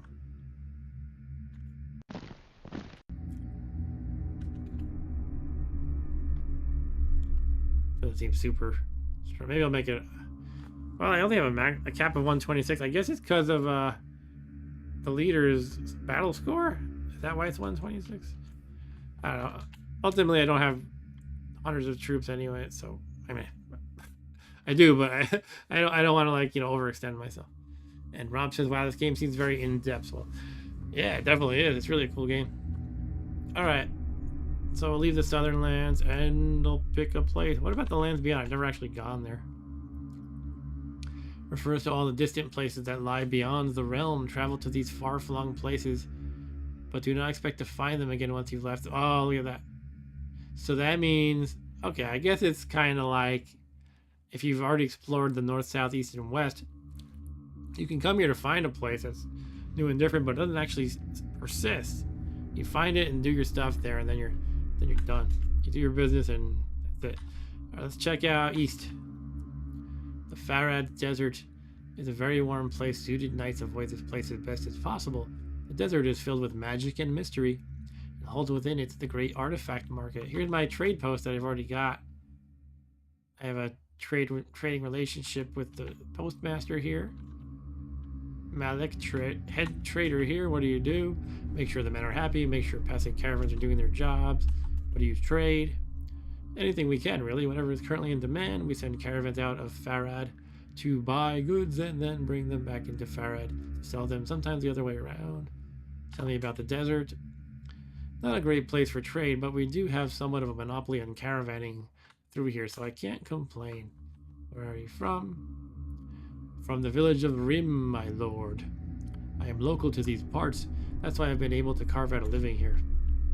How much money is trade with you worth to me? The deal would stand to make you somewhere in the range of 100 or so gold per year. Maybe a little more if you have better roads or a bigger trade post to allow for better trade capacity. We don't claim to be able to make anyone rich, but every little bit helps, right? Okay. Yeah, so it almost suggests I could like build roads or upgrade or something, but I don't really see any option here. Alright, so I will explore once. I have 2 more chances to explore. You're hit by harsh desert wind. Uh-oh. You have to cover your face for a moment as your body is brushed by tens of thousands of grains of sand. That doesn't sound like very much. I mean, I guess I'm trying to think of like if you had say like a gallon milk container of sand. How many grains of sand are in that, do you think? I think it's probably more than tens of thousands just in that thing. Or maybe about tens of thousands. Anyway, after a few seconds it stops, and the Farad Desert returns to its calm state. A few new dunes now lining its visage. Again, the grammar dork in me is like, no, you're using the wrong it's, not IT apostrophe S. And so that was one chance to explore failed. How about the north? We have slavers here. What do we do with them? You arrive at the slavers' fort. There are many men and slaves here. The fort is guarded by an army of slavers and slave soldiers. And all around you see rich merchants and petty lords bargaining for slaves. Yeah, so you can buy slave soldiers for 5 gold each. It's not bad. I mean, I used to take the approach of trying to like role play like this is immoral, I should not support slaves. But putting that out of my mind, I feel like I can get quite a bargain on soldiers essentially, and you don't have to pay them every year. 5 gold each, that would help me. You know, remember I was just saying I was feeling a little bit short on soldiers. If I buy them at 5 gold each as opposed to like whatever it was, a real soldier like 30 or 40, it's quite a deal. And you have to pay a wage sheet for each soldier return, each non-slave soldier. And Eric says Google says there is at least, and the freaking heart thing, it covers my chat. I hate it. I don't know if you guys see this, but I know Stu mentioned he sees it, but he's a streamer too. There's like this stupid heart reaction thing that on the bottom right of the chat, and it makes it so I can't see the entire most recent message because the heart covers some of it. But Eric said 10k grains of sand and one cup of sand. Yeah, so I figured something like that, right? So when you say tens of thousands of sand, I don't mean to pick on the author. I mean, he's speaking off the cuff and not doing thorough research into that. And he writes good description and stuff, right? I'm just being a little bit of a jerk. Maybe I should say millions of grains of sand though. Anyway, I'm gonna buy some slave soldiers because I'm evil. I don't endorse slavery. I'm just being a fictional medieval pseudo king. All right, it's a 5 goal each. I can buy a good 100 or so even without putting too much of a dent into my finances. Let's do 200. Now I can really raid some bandits even more. And let's do an explore in the north region again. You notice a band of warriors. One of them shouts out, "We're off to the Strength Stone to ensure our next victory." That's it. That was my exploration. They're off to the Strength Stone. Okay, so that's all my exploration for the day. I wonder if there's a way I could get more of that. I really wish I could do more than 3 explorations per day. But that's all you can do. Let's see, what else is there to do before I end the turn and do some attacking? Can I do any more diplomacy? I forget where I was with that. Adventure groups. Didn't I do something with them before? Or actually, I think I killed 1 or 2 adventure groups. The Anointed Pigeons. They are sacred terramancers who engage in slavery. Right, you can fight them. What do I want to... I don't remember why I was enjoying fighting some of these guys last week, though. Was I just being a jerk? Could be. I think I attacked 9 and 10, the Heroes of Weevil and the Rankar's Adventures. Yeah, I killed them. Look at this. No more left.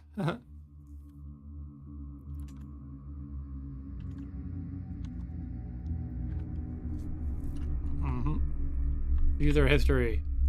The Heroes of Weevil are an adventure group led by Weevil the Flesh Terror. Their origin is unknown, but they are made up of 4 sacred terramancers and are dedicated. See, it goes on like that, but dedicated to enslaving as many people as possible. In 112, they were killed off.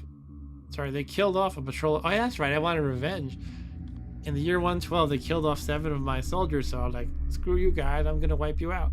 In 112, that very same year, they were attacked by a large war band from Earth, that's me, and defeated. They're all dead now. And I think the same thing happened with Rankar's Adventurers. No. They're still around. Maybe it was a different one. Maybe I just attacked that one, I don't know. Alright, should I summon somebody to my throne room or something? Let's try doing that. Oh. Let's give it a try. 2 emissaries. You currently have 1637 gold. Attempting to contact will use one of your emissaries for this year. You have 2. How do I get emissaries? I'm not sure about that. Send an emissary summoning them to your throne room with an offer. Send an emissary summoning them to your throne room with a demand. Send an emissary with a gift and invite to the throne room, 100 gold, decent success. It's giving you like a rough idea of the odds of success. Send an emissary with a generous gift and an invite to the throne room, 500 gold, high success. And I don't have enough gold for the generous gift, 2,500, although I do have it in the bank. I don't even know what I want to do with them. I don't know. I think I glossed over this in the video. I skipped over it. Well, yeah, what do you do with the adventurers? Maybe you send them on quests. Maybe you send them to kill people. I don't know. Probably something like quests. Maybe I'll send them a generous gift. See what happens. And Rob says it must be pretty niche for text games today. Yeah, sure. It is definitely niche. But they're still awesome. And obviously some of them can be bad too. But yeah, games like this are really cool. Sometimes this game reminds me of some of the, well, a couple of things. It reminds me of BBS games, the online games where you think of games like Legend of the Red Dragon or Barren Realms Elite or Trade Wars. What was the year? 2002, 2020, one of those. They're kind of like this, but they're multiplayer. It also reminds me of play-by-mail games, which were really cool. They were really expensive too, but they were cool.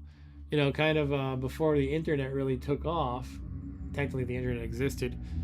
Play-by-mail games were like, you know, they were games kind of like this, but you would write down your orders on a card and you would send them off to the company. There were small companies and fairly big ones in the industry, and you know, they would have server that processed the orders and they generated output. You would get a printout, they would mail it to you. It was really cool. Probably two of the biggest ones that I know of were Adventures by Mail and Flying Buffalo. I've always been a fan of Flying Buffalo stuff, including their RPG Tunnels and Trolls, which is pretty highly represented on my channel. Although Tunnels and Trolls itself is not a play-by-mail game. But I used to play a game called Monster Island by Adventures by Mail, which was fun because it was basically you were some kind of a humanoid monster creature. Like I chose to be the race of Fat Blob, and you were kind of washed up on a desert island, and you would just explore it, and you know it was really detailed, kind of like this. But you weren't managing armies in that particular game. You were just it was more like an RPG where you're one character. But you would it was kind of fun because me and my siblings played and a friend of mine played, and we would share maps because every time you would move around and explore the island, you would have this kind of tile-based grid of the sections of land that you explored and all the surrounding land too. And so what we do is we would take those and photocopy them and put them together. We would try to make a master map of the island. So it was pretty interesting. And since we didn't really have a software tool to do it, it was all manual. We literally used a Xerox machine and, you know, used scissors and tried to paste onto one large map. And it was a lot of fun exploring that. It was a good game too. It had a lot of cool options, you know. And games like that, though, they can't be highly interactive in the sense of a quick back and forth. It has to be like you're sending a batch of orders, and it processes them all, and it comes, you know, the result comes back. So one way that Monster Island handled that, which I'm not gonna try to babble all night long about this, but you could set up, like, you didn't manage battles in the sense of like, you know, am I gonna attack him or run away, or am I gonna continue the next round or run away, or am I gonna use this healing potion or attack? That would take like literally months to do one combat if it was like that. But the way it worked is you set a couple of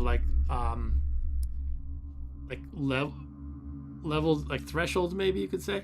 You had a friendliness threshold and a riskiness threshold, and you set those to basically how friendly you wanted to be to other people you encountered, as well as like NPC creatures, and how risky you wanted to be. Like, would you fight to the death or run away if things started going bad?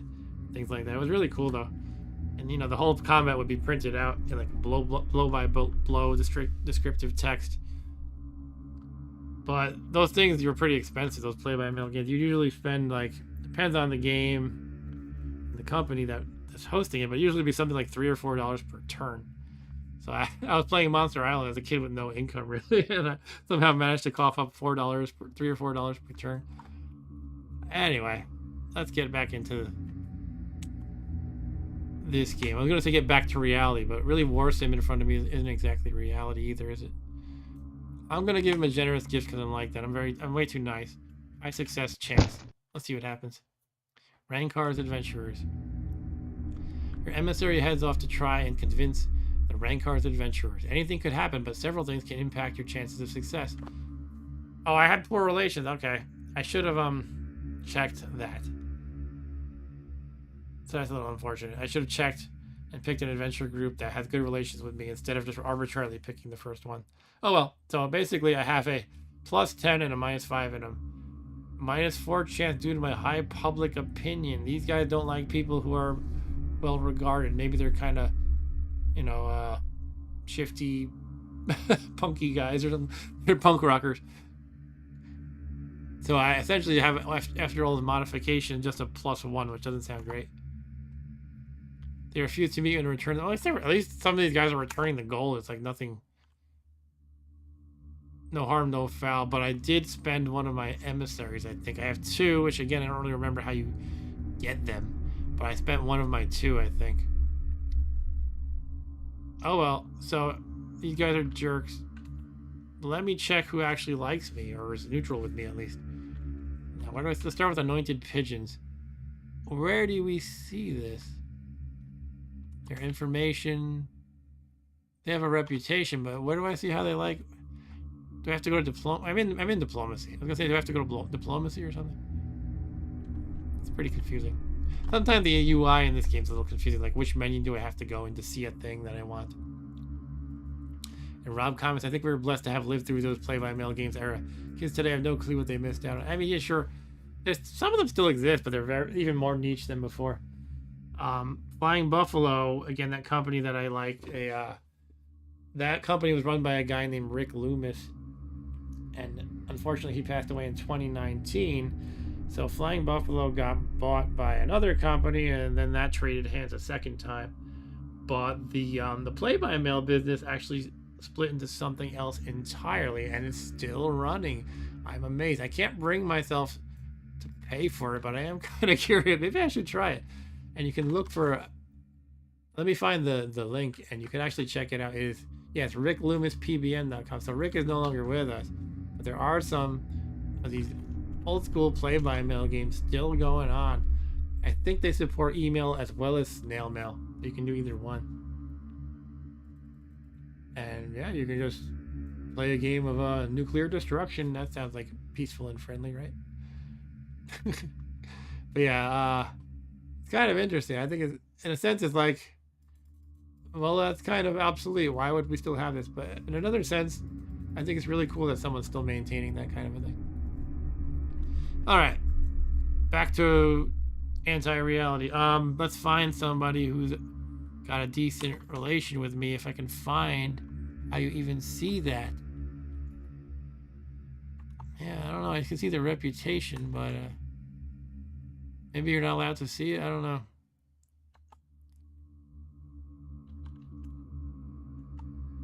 There's gotta be a way to see it. You can see everybody else's relation with me. Blazing Renegades.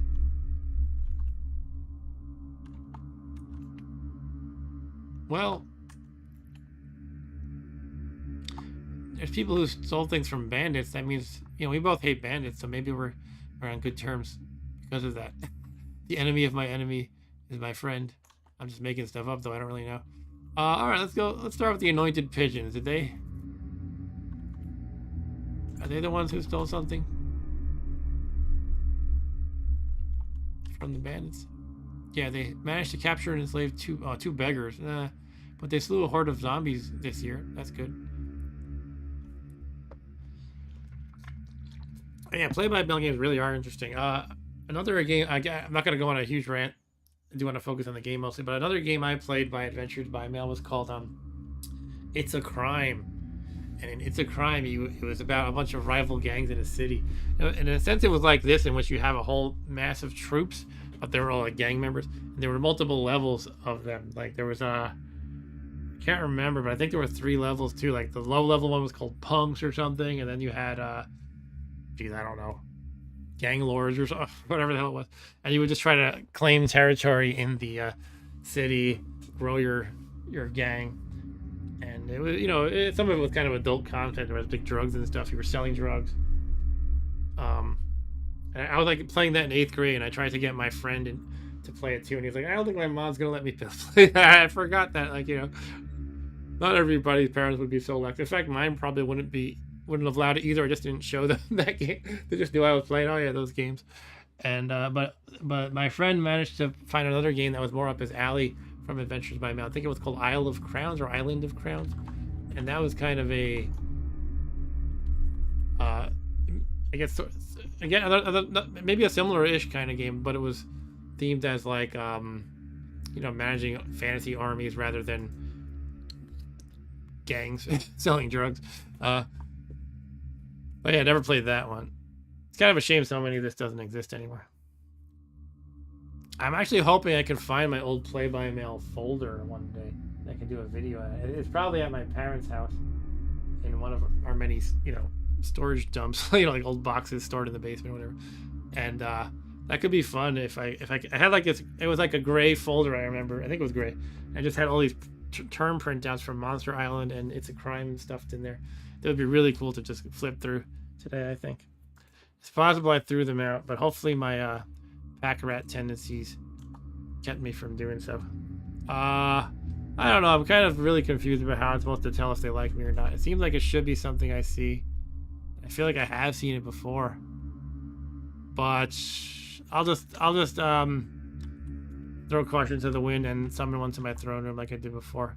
So this is the anointed pigeons. They are sacred terramancers who engage in slavery. Oh, look, it says right here. It's like a descriptive text rather than a number, though. It says they are wary of us, but not outright hostile. I guess I have to go by that. So that was the anointed pigeon. Jilzea's clique, that's their name. They are also wary of us, but not outright hostile. Stone-faced mercenary company. They do not like us and will avoid us. Next is Stony Dark Razor. They're indifferent to us. Is that better or worse than they're wary of? I guess indifferent is better than being wary of us. Just kind of don't even, like, I don't even think about you at all. Not like us and will avoid us the best we can. Do not like us and avoid us the best they can. Indifferent. We're up to number 8, which is indifferent.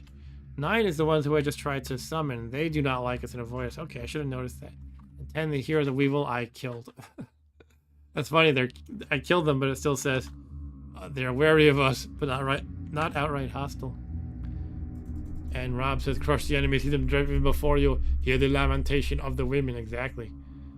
And Eric says, would be interested in seeing Monster Island if you ever find it. Yeah, if I find it, I'll do a video probably. That would be really fun to look at.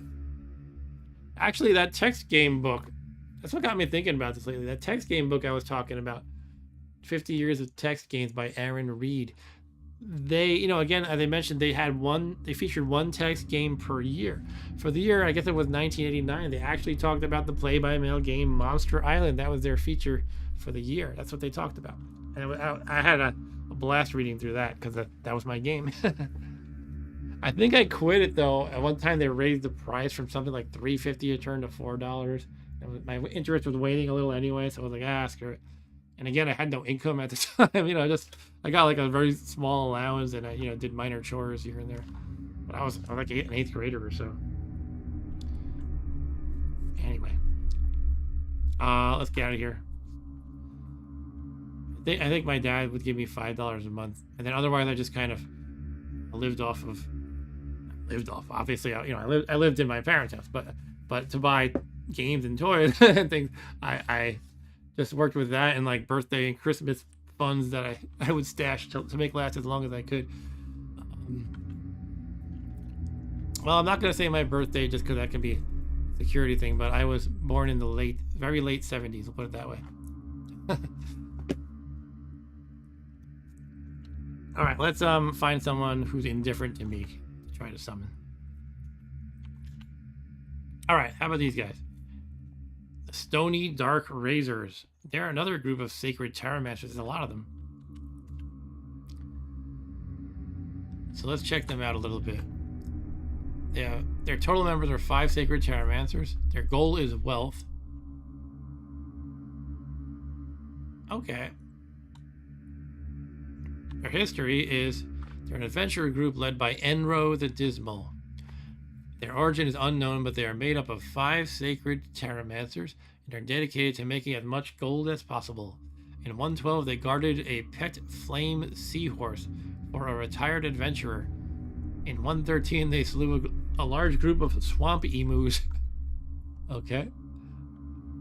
Eric says, I'm an early 80s boy myself. Yeah, we're probably pretty much the same age, I would guess. Probably everybody here. No, not Rob Bob. Rob Bob is my son, which gives you an idea, maybe around when he was born. I don't know if Rob Bob is still here, though. But anyway, yeah, try to summon them. Let's do it. Okay, how do you propose we do it? I guess, again, I'll try the generous gift. And, you know, it seems like if they reject it, at least they give it back to you, so that's pretty good. -1 emissary. So I think that was emissary 2 of 2, and I have no more. Your emissary heads off to try and convince the Stony Dark Razors. Anything could happen, but several things can impact your chances of success. Cool. +10 chance, and there were no minuses offsetting that, right? The other guys, I got a -5 due to relations, and a -4 because I have a high public opinion. They don't like anybody who's famous or something. Rob says early 70s boy here, so on television was my main go-to console. Yeah, I was playing games since I was like very young. So yeah, and television was one of mine too. In television too it was though. We got that right when it came out. So yeah, a lot of times when I talk about what I played when I was really young, it coincides with what generally older people played, like Atari and television, and they used Commodore 64 computers and things like that. And then, obviously I played NES when that came out and everything else. But yeah, I was playing games at a really early age. Enro, the dismal leader of the stony dark razors, arrives in your throne room and asks what you want. I don't know what I want. I could actually say guard season. Nah, I'm not gonna do that. A questions, or a request. Now I think you might. I'm not really sure how this works exactly.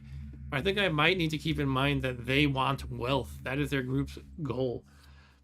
So I'm not sure if I'm gonna get a chance to choose what I'm offering them. Like, well, you can be famous if you do this, or you can get that magical artifact. But they might just be driven by, hey, I want gold and nothing else. Anyway, let's start with questions. How about? Enro the Dismal says, okay, let's hear it. Tell me about yourself. There's not much we could say that you don't already know. We're a group of adventurers who seek nothing more than gold and wealth. What is your ultimate goal? Our goal is to make as much gold as we can and live surrounded by wealth and success. Tell me about your race. Our race? We are sacred Terramancers. Oh, gee, thanks. How is your reputation? We're just starting out, but we hope to build a name for ourselves. So they're like, newbies. Okay. All right. Request. Okay. I can ask them to disband. I can ask them to join my army. I mean, it's only like 5 individuals. I don't know if that's helpful. Ally yourselves with me, not to harm my people anymore. I'd like one of your finest warriors to become my champion. Let's go back. Maybe let's do a quest. And North the Dismal says, and what is the quest? I'd like you to find me Chaos Orb. I don't know what these things do, but that sounds cool. I'd like you to explore the realm for me. Huh. I wonder if that means I'll have more of those places, like, ready for me to visit. When you go to the explore the realm option, I guess that would be it, probably. And there's apparently an option that is X'd out right now to have the bandit level lowered, but it says that it cannot be lowered anymore. I guess the bandits are not doing too well. That's good.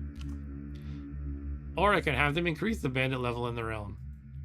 Or I could say, I'd like you to find me something of value. I think I'm going to go with Explore the Realm because I like that. And as I mentioned before, I always feel limited by my 3 explorations per round. I'm like, I wish I could get more of that. The gold is paid and Enro the Dismal heads off to quest for you. Cool. You await news of the questing adventurers and the quest you sent them on. Oh, look at this. Cool, I got 1 new southern location. You receive word that Enro the Dismal has completed the quest and discovered a southern location for you. 1 southern location, plus 1 southern location. Plus 5 reputation for stony dark razors.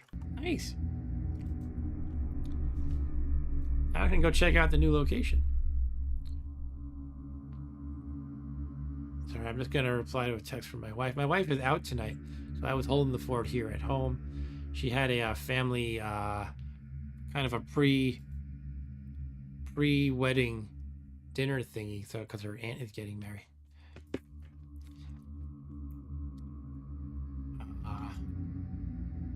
So it's just me and the little one right now, and Rob Bob is in the sewer right now, right, Rob Bob? That's where he hangs out with Pennywise sometimes. I'm just checking if he's still there. All right, yeah, let's check out the new. Oh, not that. The new location. Explore the realm. Where was it? In the Southern Lands? Yeah, here it is. We have a new place called the Lava Pit now. Cool. Wait, that sounds dangerous. Let's go anyway.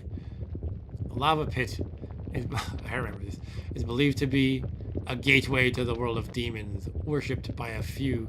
The pit is feared by most. The lava burns all that it touches, and my only option is sacrifice a peasant. Well, I think I hear some bubbling in my ears. Yeah, it's bubbling. So again, I'm gonna turn this up for a moment. Again, these sounds were all made by the one developer, I think. So I wonder if he just like made a sloshing sound in some water, or I was gonna say boiled something on a stove, but it doesn't really quite sound like that. Alright, I'm gonna try sacrificing a peasant. I mean, it sounds dirty. Like I don't, you know, I always have to get over that feeling because this game kind of makes you act like a jerk sometimes. Well, there goes the peasant. You throw a peasant into the pit, he cries and screams. Soon for a moment you can swear you can hear thousands of screams. Rah, demons. He blew bubbles in his milk, exactly, Eric. And Rob says, do you remember your first PC you ever bought? If you mean like personally myself with my own money, it was it was a Pentium 200 machine that I put together from various parts from a computer show, which you probably can remember those things. There would always be all these vendors, like I almost want to say 100 booths, maybe not quite that many, maybe 50. They each had their own desk with various computer parts out, and you could buy a CPU from this one and a motherboard from that one, and a hard drive from that one, and a sound card from that one, and a case from that one. It was a lot of fun to do that, but then kind of eventually internet marketplaces or internet stores like Newegg kind of made it not practical. I don't even think they have those computer shows anymore. All right, so we killed one peasant. And did anything happen? I don't know if anything. I'll kill one more just to see. And if nothing obvious happens, I'll leave after that. Okay. Well, I guess that's that. I'm getting out of here. Sorry, two peasants. I think I just killed you for no reason. I'm just going to pretend they're not suffering eternal torment by demons right now and move on with my life. Let's see. 1037 gold. Maybe I'll wrap up the turn. How are my troops? I got a lot of slave soldiers, which again, I'm really trying to repress my dirty feeling because it's just a silly game, right? And I'm a king from a previous time. So yeah, how many? You can't sell them here, so you can't see. Okay. Recruitment upgrades. Was it worth doing any of this? I don't know. How much money do I have if I include the bank, actually? Something to consider. Okay, basically I have 6,000 in the bank. That's pretty good, and 1,000 on me. Maybe I'll buy even some more troops. I don't know. Keep like kind of teeter-tottering. Do I want to go crazy? Each one costs money every day, so don't want to get too crazy. What are my knights? I have 11 knights. 11 knights, 224 soldiers. I think I have 200 slave soldiers. Did I buy 200 or 100? I have a good amount at least. And the peasants, I got 902. Yeah, I think I can manage for now.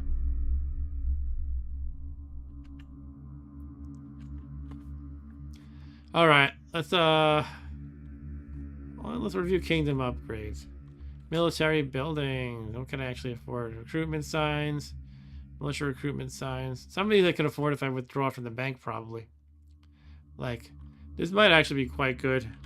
I could get militia good weapons stash plus 11 battle score per unit. That could be good. It's just money would be tight then, right? I have like 6,000 in the bank and 1,000 on hand. But I could we were kind of making a joke of this last time. You can get genital protectors for your guards. And that's, I think, in the throne room. Sometimes somebody turns out to be a bad guy. A visitor, wants to attack you or something. And sometimes they'll kick your guards in the crotch. So if you have crotch guards, which I do have, I just don't have the next level of them, then that'll protect them from that. So it's kind of funny. Training grounds could be good. It trains 1 to 50 peasants, 2 soldiers per turn. Armory gives plus 5% stronger units. That sounds great. I just got to save up for these things, though. All right, maybe I'll hold my money then if I really want to get these things. But let's browse what other things are there. Yeah, Mark, exactly, Eric, Mark II crotch cars. These things are all expensive. House of Emissaries, that could be good. Get +1 emissary for contacting adventurers. The thing is, you always want to buy so many things and you can't do everything with your money. All right. Productivity.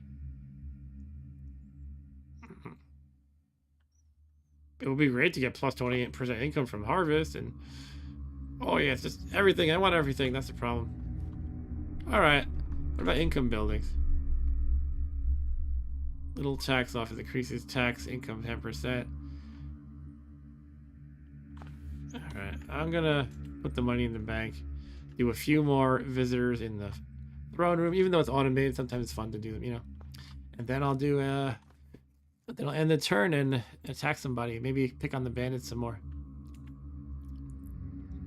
I kind of have a goal that I made up to wipe out those bandits. Actually, maybe if I'm gonna do some throne room visits, I might want to have some gold on hand. Because, you know, sometimes you need it. Like if you want to, you know, bet on a coin flip, you need some money or whatever. Why does it say you have no gold to deposit twice? Oh, because there's like a deposit a certain amount and deposit. Oh, sure, fine. I'll just take it like 300. Mark II crotch guard. Okay, visit the throne room. Send in the next visitor. You're visited by a young boy who has heard you give out free coins and wants one. Give him nothing. The young boy looks at you and blows a raspberry. Send in the next visitor. You're visited by a traveling bard. He asks to show you the old clicking ways for a price of 210. I am pretty good at this. I shall play you a song. Ask him of his origins. I learned to click my fingers as a boy and never stopped. Ask his name. The clicker reveals his name to be Meltor. Meltor May? Sure, fine. I feel like I'm being robbed, but let's try it. +2 relation with the musician's guild. That's what I have to keep in mind. For whatever it's worth. I have a good relation with the musician's guild.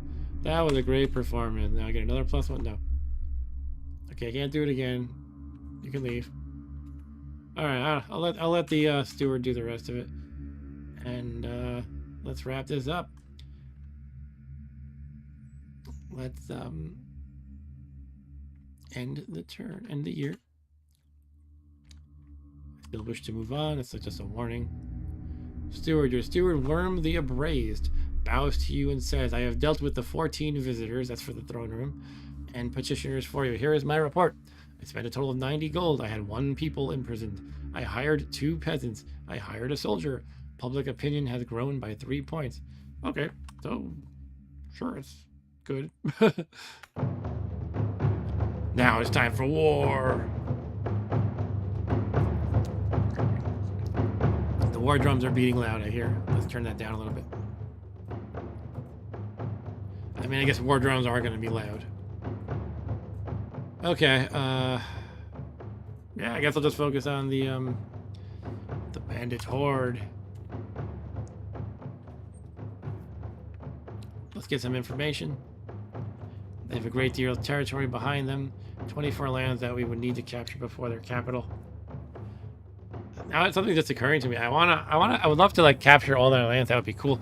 But there's only 25 years in the game, and I'm on year 3. And if I can only really claim 1 per turn, probably it might not be possible. Then again, it does mention, and I learned this from the tutorial video that I keep mentioning. They said that you can keep playing after the game is up. It's just basically after 25 turns, it'll tell me something. Did I win? Did I lose? What's my score? I don't know.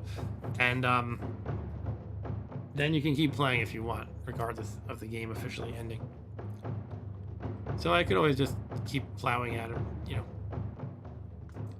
Anyway, they have a little bit of gold in their vaults, so a raid may be worth considering. Kind of want to keep trying to capture them. Eric says, wonder if the author of WARSIM knows you stream it. Yeah, he, you know what, I should have reached out to him. Maybe he would have shared it with people and we'd have a large viewership to it. But yeah, he saw one of my previous streams.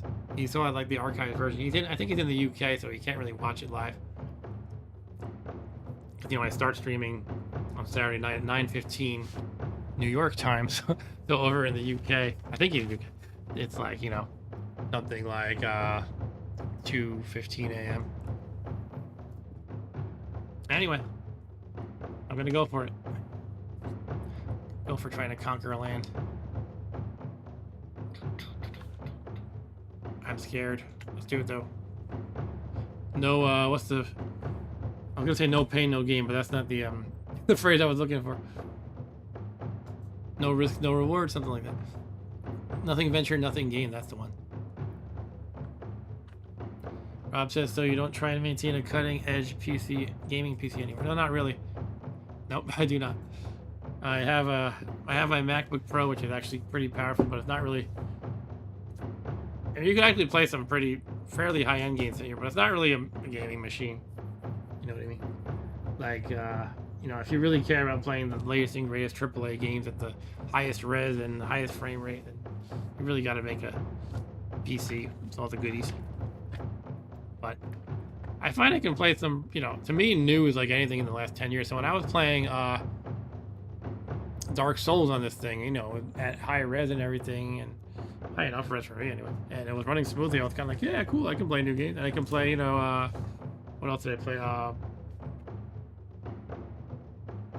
can't think of the name. What's the game that's like soccer but your cars? I play that, and it's really high res and everything, great frame rate. Anyway, let's consider this battle. These preset options, I wonder what they're about, because some of them seem strange. Like, why would you want to send everyone but your peasants? Actually, I had a theory about how peasants work, but I never really confirmed. Yeah, Rocket League, thank you, Eric. I was thinking that if you send them out to war, they're not going to be able to harvest for the year, but I'm not really sure if that's how it works. And yet they have that option there. It seems almost like preserving your peasants might have some value to it, right? That's something I should look into. But for now, I need the peasants to beef up my troop if I'm gonna, my army if I'm gonna have a big invasion. 704 I'm doing, and how many slave soldiers? All of them. How many regular soldiers? We'll say 100. 112. How many knights? 6. How many goblin tribals? 1. Death Eater 1. Omer the friend, sure, go for it. And we'll reserve one of the champions. The third one is at the garrison. All right, here we go. It's always frightening because it's hard to judge the scale of what you should put in. Usually I overdo it, so it's not a concern in a sense, but still makes me nervous. All right, send the what is it? Foggy sky clouds the battlefield. Yeah, again, I don't really know what's the best option, but you know what? I don't want to check the wiki. I think it's fair to look at the wiki once in a while. But let's see if it has fog mentioned in here. Foggy weather. Trying to search. No, I searched for weather in the wiki for this game, and I find something about nursery rhyme. So I don't know. I don't think it has every detail like this. Battle maybe. Combat. Yeah, it's kind of a sparse wiki, I guess. All right, let's just go, I guess. Waiting hasn't been favorable for us, says Eric. Yeah, I waited once and it didn't work out somehow, right? Okay, let's just send the army forth.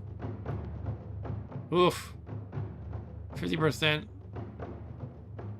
invasion, defense, battle strength bonus for the bandits. Oh, man. Because of the foggy... Alright. That's gonna hurt. But I get... Is this me plus 2% initial battle strength bonus?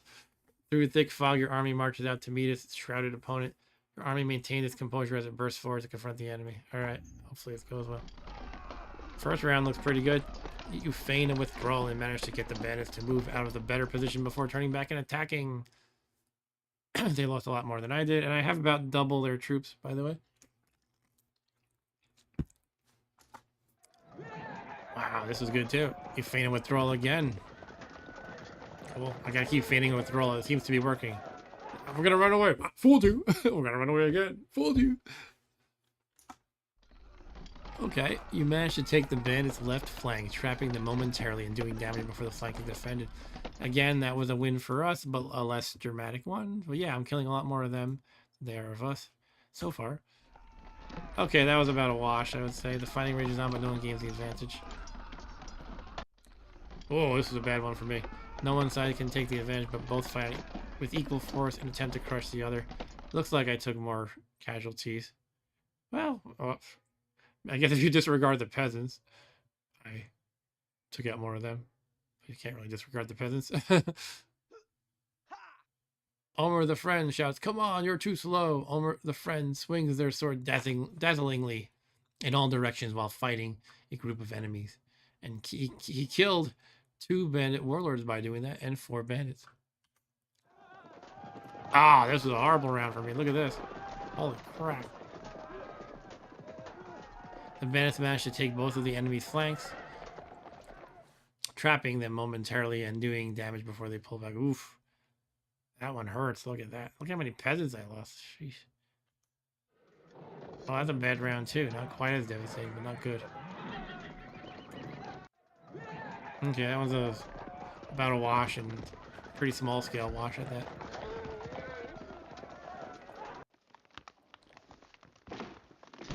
Okay, only they lost anything. Omer the friend sneaks up to a tree near the enemy side of the battlefield and chops at it until it's ready to fall, and taunts a group of enemies over before pushing the tree. What, he killed 2 bandit warlords and 11 bandits by pushing a tree on them? All right, I'm glad I have these champions. They do cool things like that. Next, Omer the friend again charges towards a group of enemies and shouts, "What's that over there?" And then with a fast strike, cuts all 6 of their throats while they're distracted. What's that over there? 1 bandit warlord killed, 5 bandits killed. All right, cool. I just finished them off this round. Wow.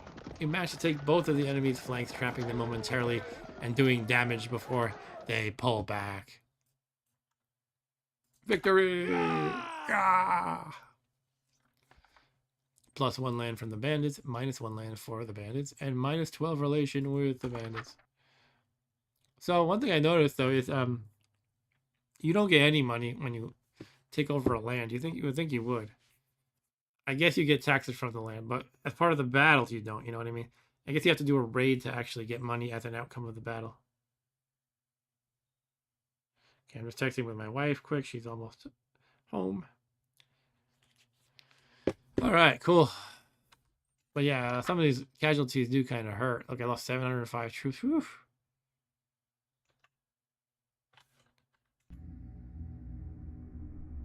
Uh-oh, the rebels have launched an assault against us. Do you wish to watch the battle take place? Hopefully I got enough troops left. Let's see what happens. And again, I'm not entirely sure if your defense, it's something that'd be really good to know. Does your defense exclude all of your troops that you sent out? Like, is it supposed to be there all away and they can't help defend right here? If you only have the ones you left, I'm not really sure. Yeah! But it says you have 595 men total and 12 lands. Your men are spread equally across the land. And so 53 defenders guard this one. Okay. National leg. It does seem like it's counting. Is it counting everyone? Did I lose that many peasants? Could be. Your men are spread equally across the land, and so 53 defenders guard this one. Nash, the legless swamp guard, sends 3 troops from Fort Kulak to assist it. He sent a whopping 3 troops. Hey, you 3 guys, go help. But your 53 defenders prepare for battle. +3 Fort Kulak soldiers. You have 56 defenders in total. Not a lot of people. I might lose this. A cloudy night sky adorns the battlefield before the 2 armies clash. No weather events during battle due to calm weather. +25% raid defense. That's good. Battle strength bonus for you. Beneath the cloudy night sky, the rebels break into a strange formation and charge forward speedily. The 2 forces clash in an attempt to outflank each other. However, no one side appears to have the upper hand. All right. Yeah, this is a very small scale thing, but they have more troops than I do. I think I gotta get lucky here. Ouch. This isn't going well. Okay. The rebels feign a withdrawal and manage to get you to move out of the better position before turning back and attacking. The rebels fight forward and gain a small momentary advantage over your forces. I'm gonna lose this one. Break through your center. Yeah, I'm about to die. Alright, I lost this battle. Was it a skirmish or what exactly is the consequence here? It was a raid, so they're going to get some of my money, I guess. The raid launched against you has been victorious in battle, but unsuccessful in finding anything of value. Okay, so they killed 53 of my people, but they didn't get anything else from me. So yeah, it's not the worst thing. Obviously, it sucks losing 53, but I lost 700 from the successful battle. so in light of that, it's not that horrible.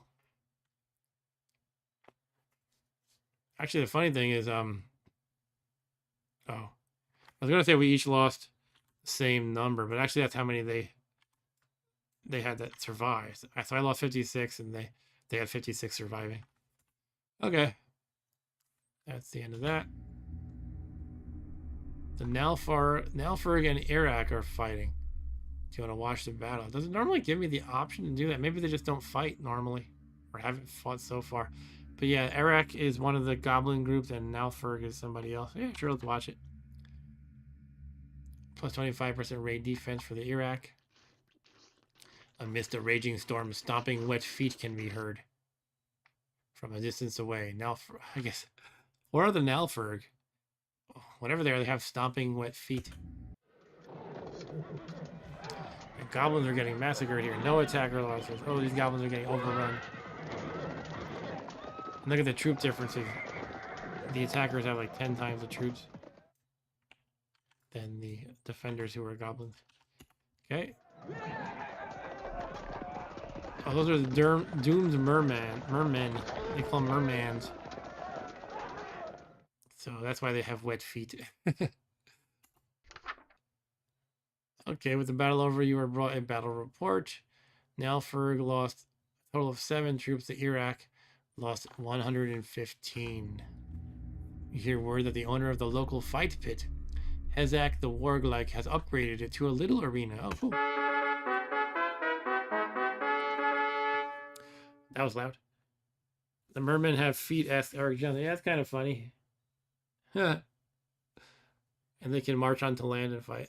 I wonder what they're like. I wonder what they physically look like. And of course, insert the joke here about the fish part on top and the human part on the bottom. The little arena is sure to become a more popular place for entertainment within the realm. The little arena now has its own grand champion.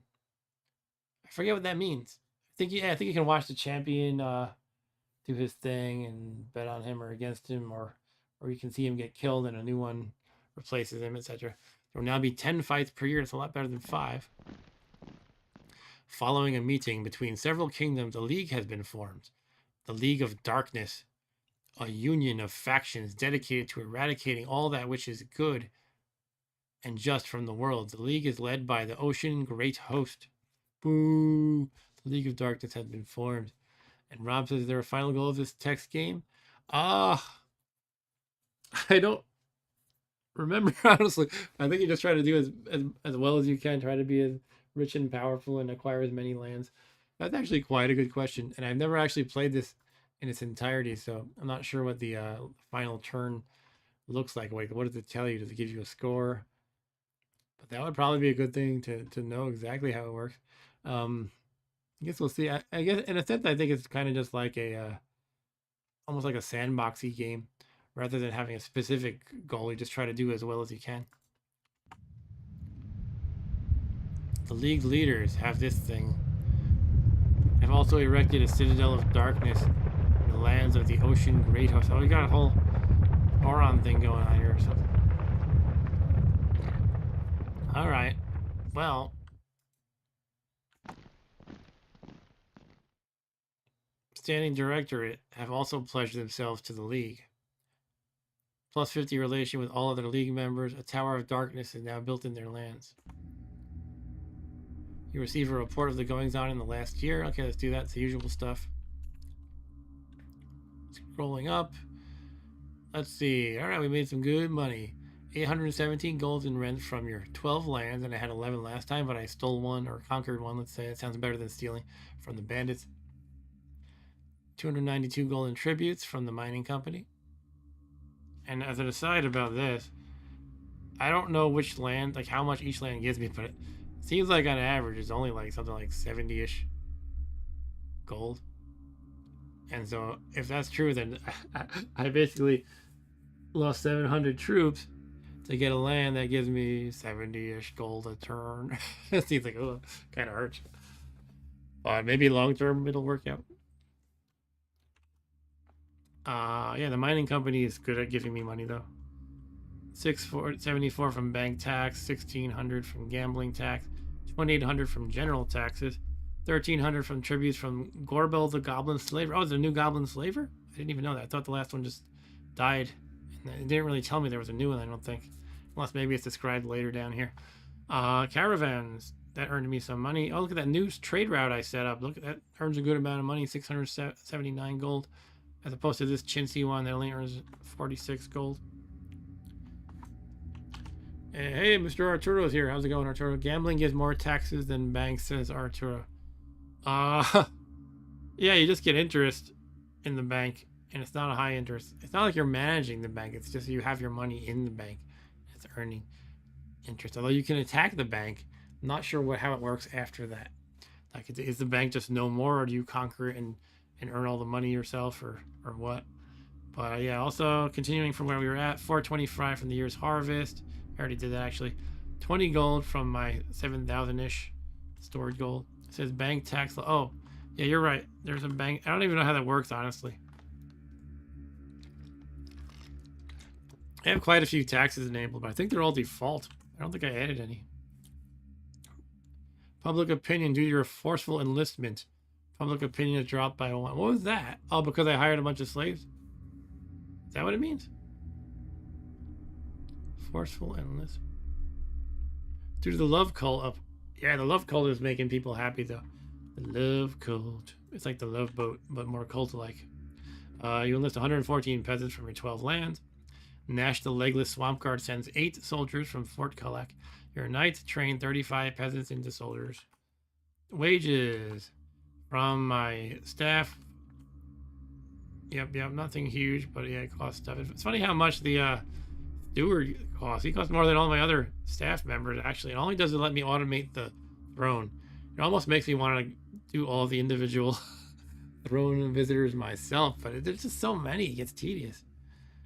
Like, it's kind of funny that you pay for something in game just to save you, the player, a little bit of tedium. And in a sense, they're kind of fun, but it just takes so long. You got like 25 visitors, and each one takes like a minute. I guess you could just go really fast. Like, screw you. Okay, I'll take that. Oh, no, fine, I'll give you money. No, screw you. To the dungeons, execute you. Sure, I'll buy that. You could probably do that if you're really good at it. Anyway, we paid some wages to the soldiers and knights. The love cult again is... Oh, skipped that by accident. Love cult is quite expensive. And I did mention maybe I would cancel that.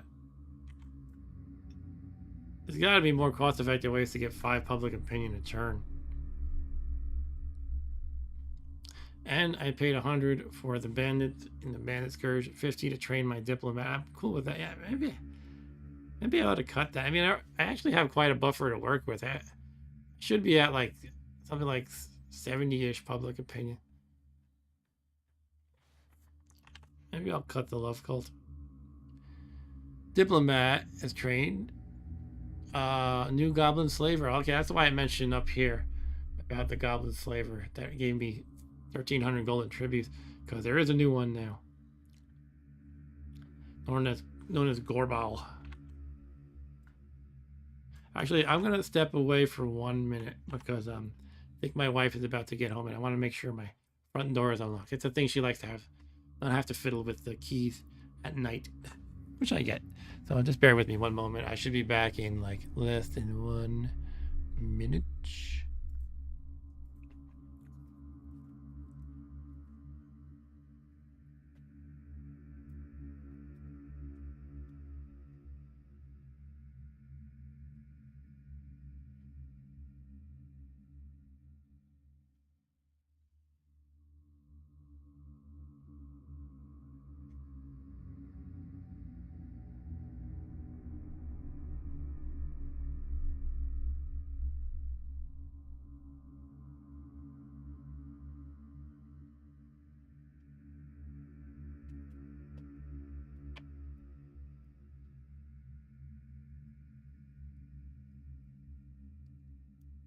Okay, I am back.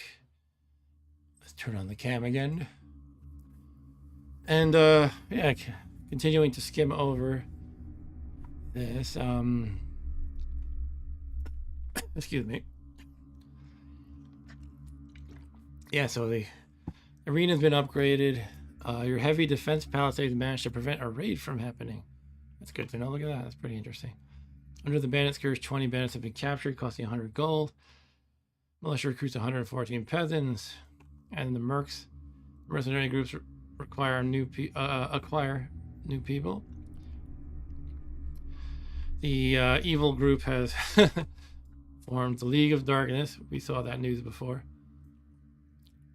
Spy reports. The rebels enlist 12 new soldiers from their 6 lands. The bandits enlist 101 new bandits and 23 new warlords from their 23 lands.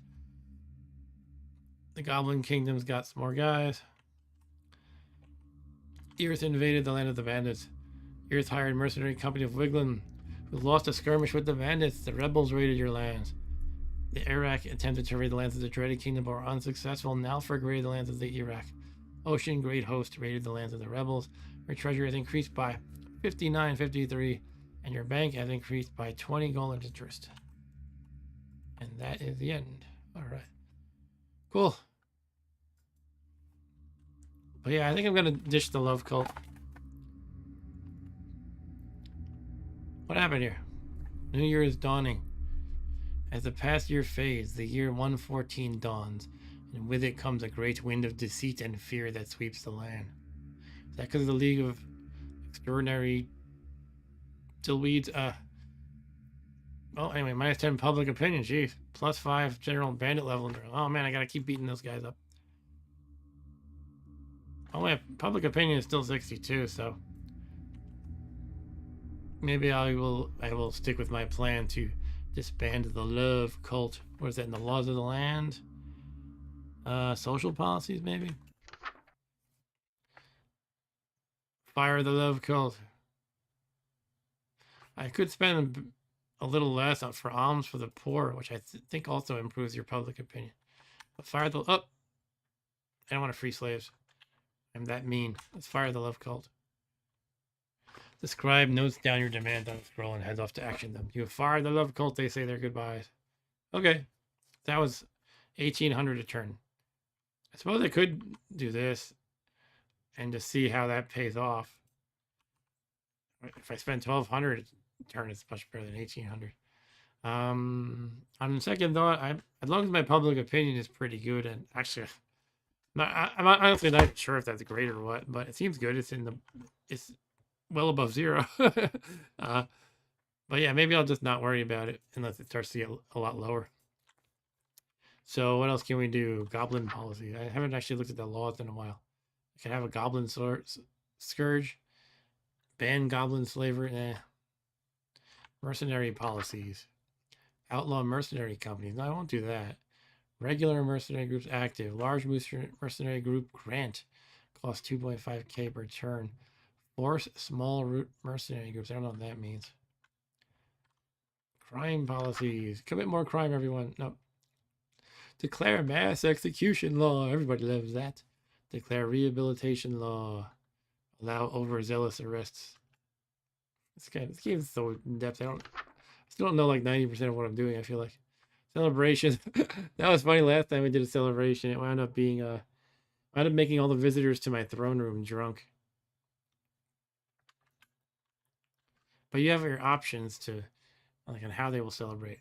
So it doesn't have to make everybody drunk. Maybe I'll look into that again for the fun of it.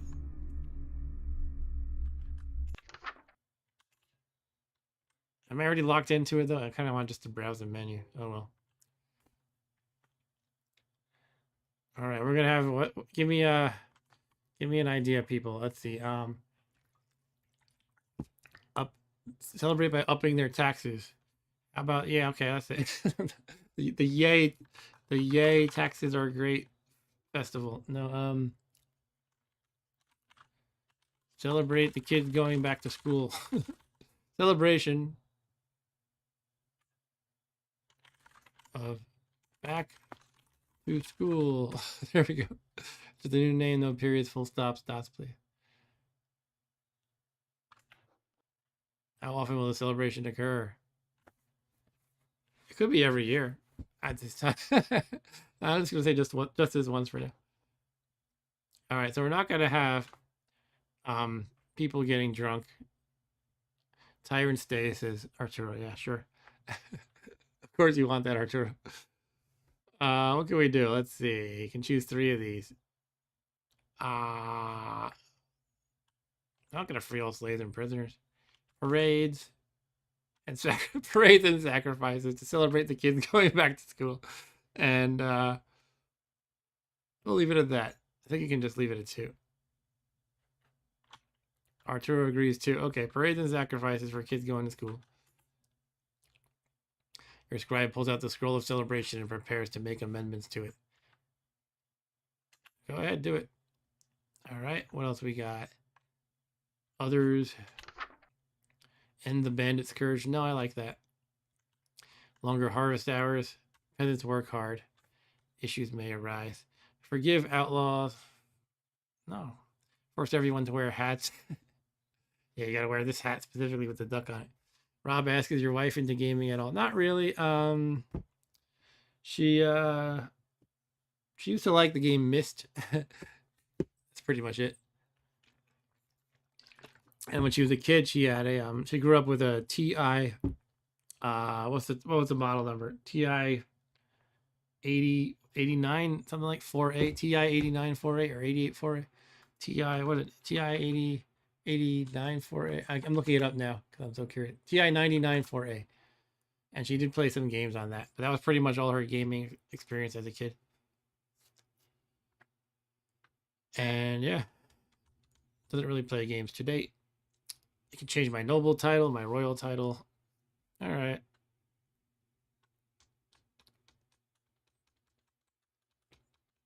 Declare a different number for a current year. It is now the year 1200 instead of whatever it really is, 114. Arturo says she also likes Labyrinth. Yeah, she that was kind of fun. A long time ago on a stream, we were playing the game Labyrinth, which is an adventure game based on the movie. And I recruited my wife to kind of co-host and help me solve some of the puzzles and stuff. We just played it for like 20 minutes or something. Because she's really into the movie Labyrinth. So I thought I would try to get her into the game, basically. But she wasn't a fan from the game from the beginning. Like, it's not like a game she had played before. Declare free enlistment. Gain some soldiers each turn. Should I do that? Wait, what is it? I'm trying to understand this. Normally I have to pay for soldiers, right? So with free enlistment, I'm trying to think what's the downside. I mean, obviously I have to pay their wages, but I'm kind of lowish on soldiers, so I feel like sure, if I can get free ones, why not? And I get public opinion. +1 to public opinion. I think I'm missing something. Like, does it somehow sometimes I get paid when they enlist? I don't understand. Now the public's happy. Yay, free enlistment. Like, wait a minute. Were they paying me before? I don't get it. Oh, well. Yeah, Eric says, I'm surprised to see they have to pay to enlist. Yeah, I'm kind of confused by that because when I guess recruiting is not the same thing as enlisting because over here, this menu is recruiting, right? I can hire units and I'm the one paying for them. So I guess that's something different than when they enlist. Huh. Anyway, I must be pretty low on fighting units at this point. Let me check that out. I always forget how to actually do it. Kingdom reports. Do your troop count. There we go. Yeah, I'm pretty low. Under 500 peasants, under 200 soldiers, 7 knights, 56 slave soldiers. And Rob asks, do you think you'll be playing games in your 80 years? If I live that long, I'm pretty sure I will be. I don't see why I would stop. It's possible I'll decide it's not a worthwhile endeavor anymore. But even then, I feel like I would make time for it a little bit here and there. Like if I find I want to focus on something else in life by then, I still feel like I would probably just pick up a game occasionally. But we'll see what happens.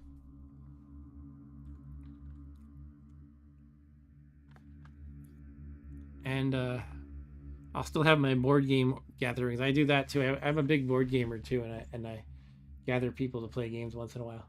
I used to do it a lot more before the pandemic, but I did one a couple of months ago in July. I had like 6 people over or so. It's always fun to play board games. What else am I doing here? What is the status of my questing knights? Are they still out there? 2 of them are out there. Look at that. 2 knights questing in your name.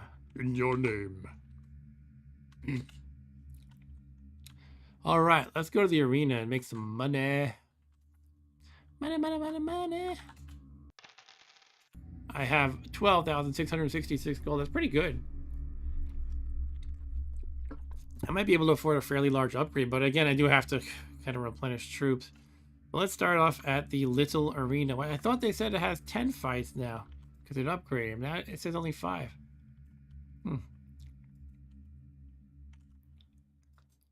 Oh well.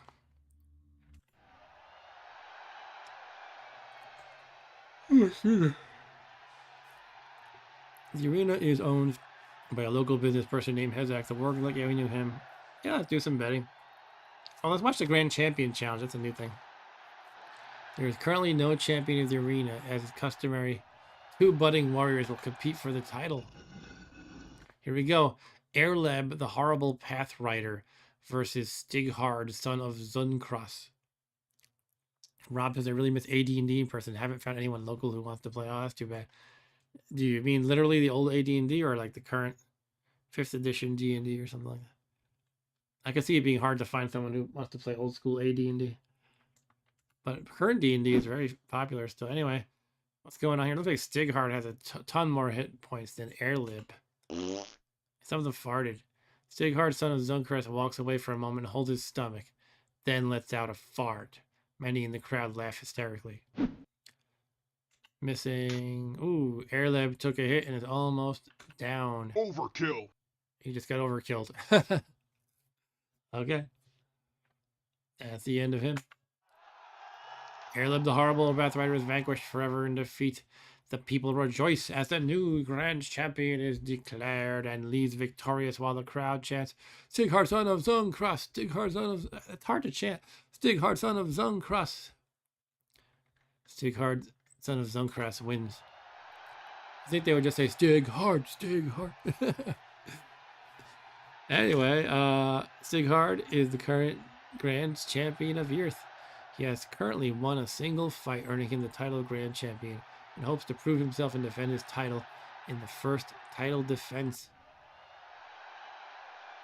Alright, grand champion has already taken place. Grand champion statistics. Sure. You can actually hire him as one of your personal champions if you want. He's 160 strength. Let's view his residence. The grand champion lives in a small townhouse on the outskirts of where the arena is located. It's a small, humble accommodation that one can only hope is temporary. His titles are that. He hasn't won any tournaments yet. What's his backstory?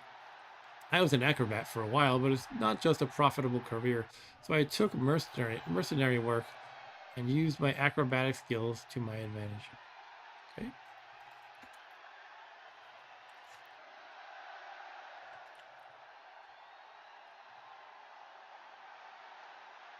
Okay, let's get to betting. This is the fun part. Sunset Troglodyte Cave Lord or a Gladiator. I mean, the Troglodyte sounds badass, but isn't a Gladiator someone who kind of specializes in fighting in arenas? I'm not sure what Cave Lord... I guess because they're like primitive, stupid things, Cave Lord is like a title kind of like Warlord, but for stupid, primitive people. So I guess that's the idea with that title. I feel like I'm still leaning towards number 1. I don't know. What do you guys think? Troglodyte, Cave Lord, or the Gladiator? Do you like movies about gladiators, Joey?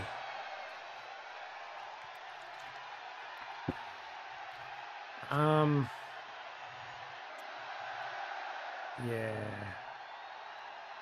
I'm gonna go with... Arturo says Cave Lord is the housekeeper. Okay. Okay, interesting twist. I don't think that's true. But interesting argument. Rob says, I think I dated a troglodyte back in the 80s. Okay. I'm going to go with the troglodyte and possibly with uncertainty in my heart. Because I'm not really sure. Gladiator might just be a badass at arena combat. But I bet 500, which is not a huge amount. Especially since I'm wealthier now. Okay, here we go. Gladiator's already taken a beating. Look at that.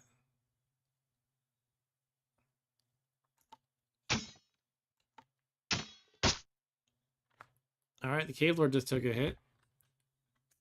There's a lot of clunk clunk. Because if you read the text, I should probably do a little bit of that. There's like blocking and parrying going on.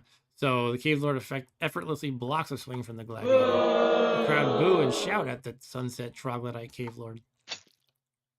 Gladiator swings lightly, but he gets a good hit on the Troglodyte. Troglodyte gets a dazzling strike on Gladiator. Gladiator dodges a swing. Troglodyte gets a sharp strike on Gladiator. Troglodyte stabs into Gladiator's body, and the Troglodyte has won. They win 750 gold. And again, I am feeling, oh man, why didn't I bet more? But that's how it goes. Nothing ventured, nothing gained. Wow, now we have an interesting choice. Again, a Sunset Troglodyte Cave Lord. But the opposition is a mutilated Sacred Novice Terramancer. So it's one of those Terramancers, but they're at a novice level and they're mutilated apparently. I think I gotta go with number one. Mutilated. Mutilated usually implies you're not alive anymore. Alright, I'm going with number one. Again, I do have a little bit of reluctance, so I'm gonna bet. I'm gonna get a little more risky, even though it's not totally certain. 2,000. Okay, let's see if I regret this.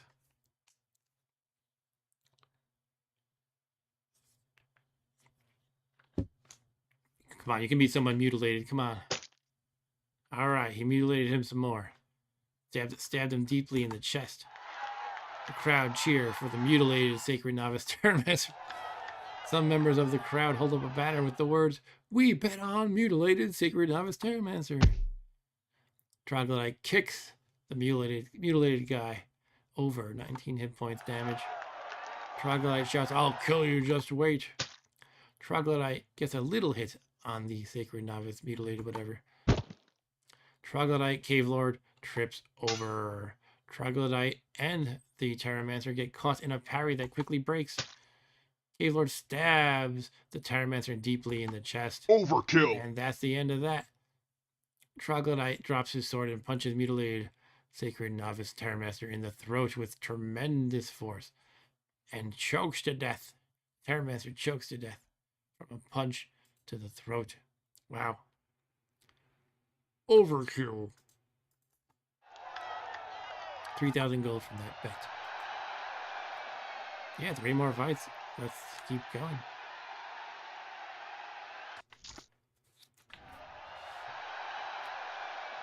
Rosser Amberfoot or Cayman Ironbrow. These are individuals, I think. I guess now because we have this whole concept of the what do they call it? The champions of the place. So yeah, you get these individuals fighting. I don't know. This is total coin flip. What do you guys think? Rodder Amberfoot. I guess iron sounds like a tough word. Does that mean stuff? Rodder sounds like Rodder Amberfoot sounds like somebody who's like a farmer or something. Maybe he's a hobbit. Hobbits like talking about their feet, even in their names, like Proudfoot. Doesn't sound like a tough guy. Okay, yeah. Eric's going with number 2. I'm going number 2, but I'm going to reluctantly bet just a few. 300 is what I'm calling a few.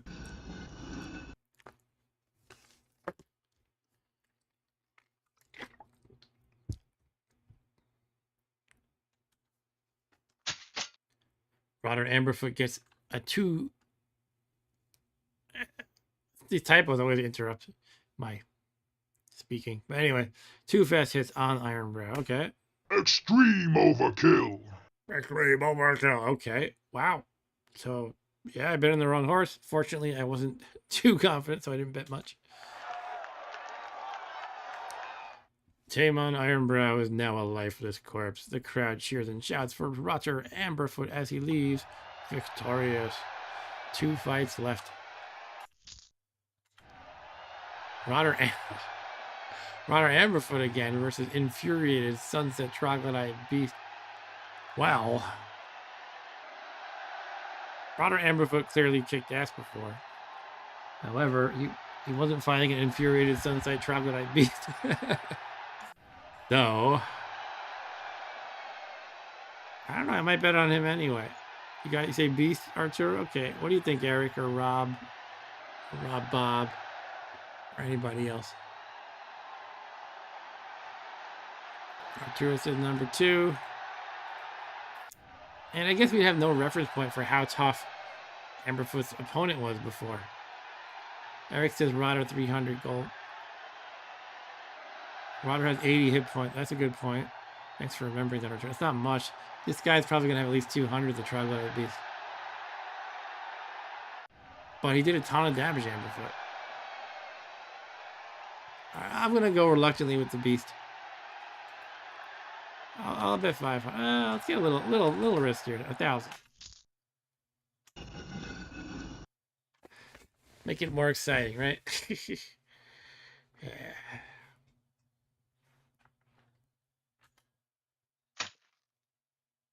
Rodder Amberfoot got 226 hit points this time. Shit. Amberfoot tries to attack but misses. Oh man, there goes 1,000 gold, I guess. Ducks a swift blow. Oh, man. The crowd starts chanting, Rodder Amberfoot, Rodder Amberfoot, Rodder Amberfoot. Swing and a miss. Okay, Rodder Amberfoot took a hit. His hit point changed too much. That's cheating, says Arturo. Yeah, I think it should stay consistent. Otherwise, it does kind of feel like, you know, the game doesn't give you a lot of information about how tough they are, so it shouldn't change their toughness between fighting. You should be able to use that to your advantage, use that information to your advantage. But alas, all right, we're gonna lose it. There goes 1,000. Overkill. Well, I'm sad. I just lost 1,000. All right, one more fight. I wonder if it's gonna be Amber. Oh, no, it's not him again. It's not Amberfoot again. Mysterious Death Eater person or Doomed Merman. Oh man, these bets are getting harder and harder. I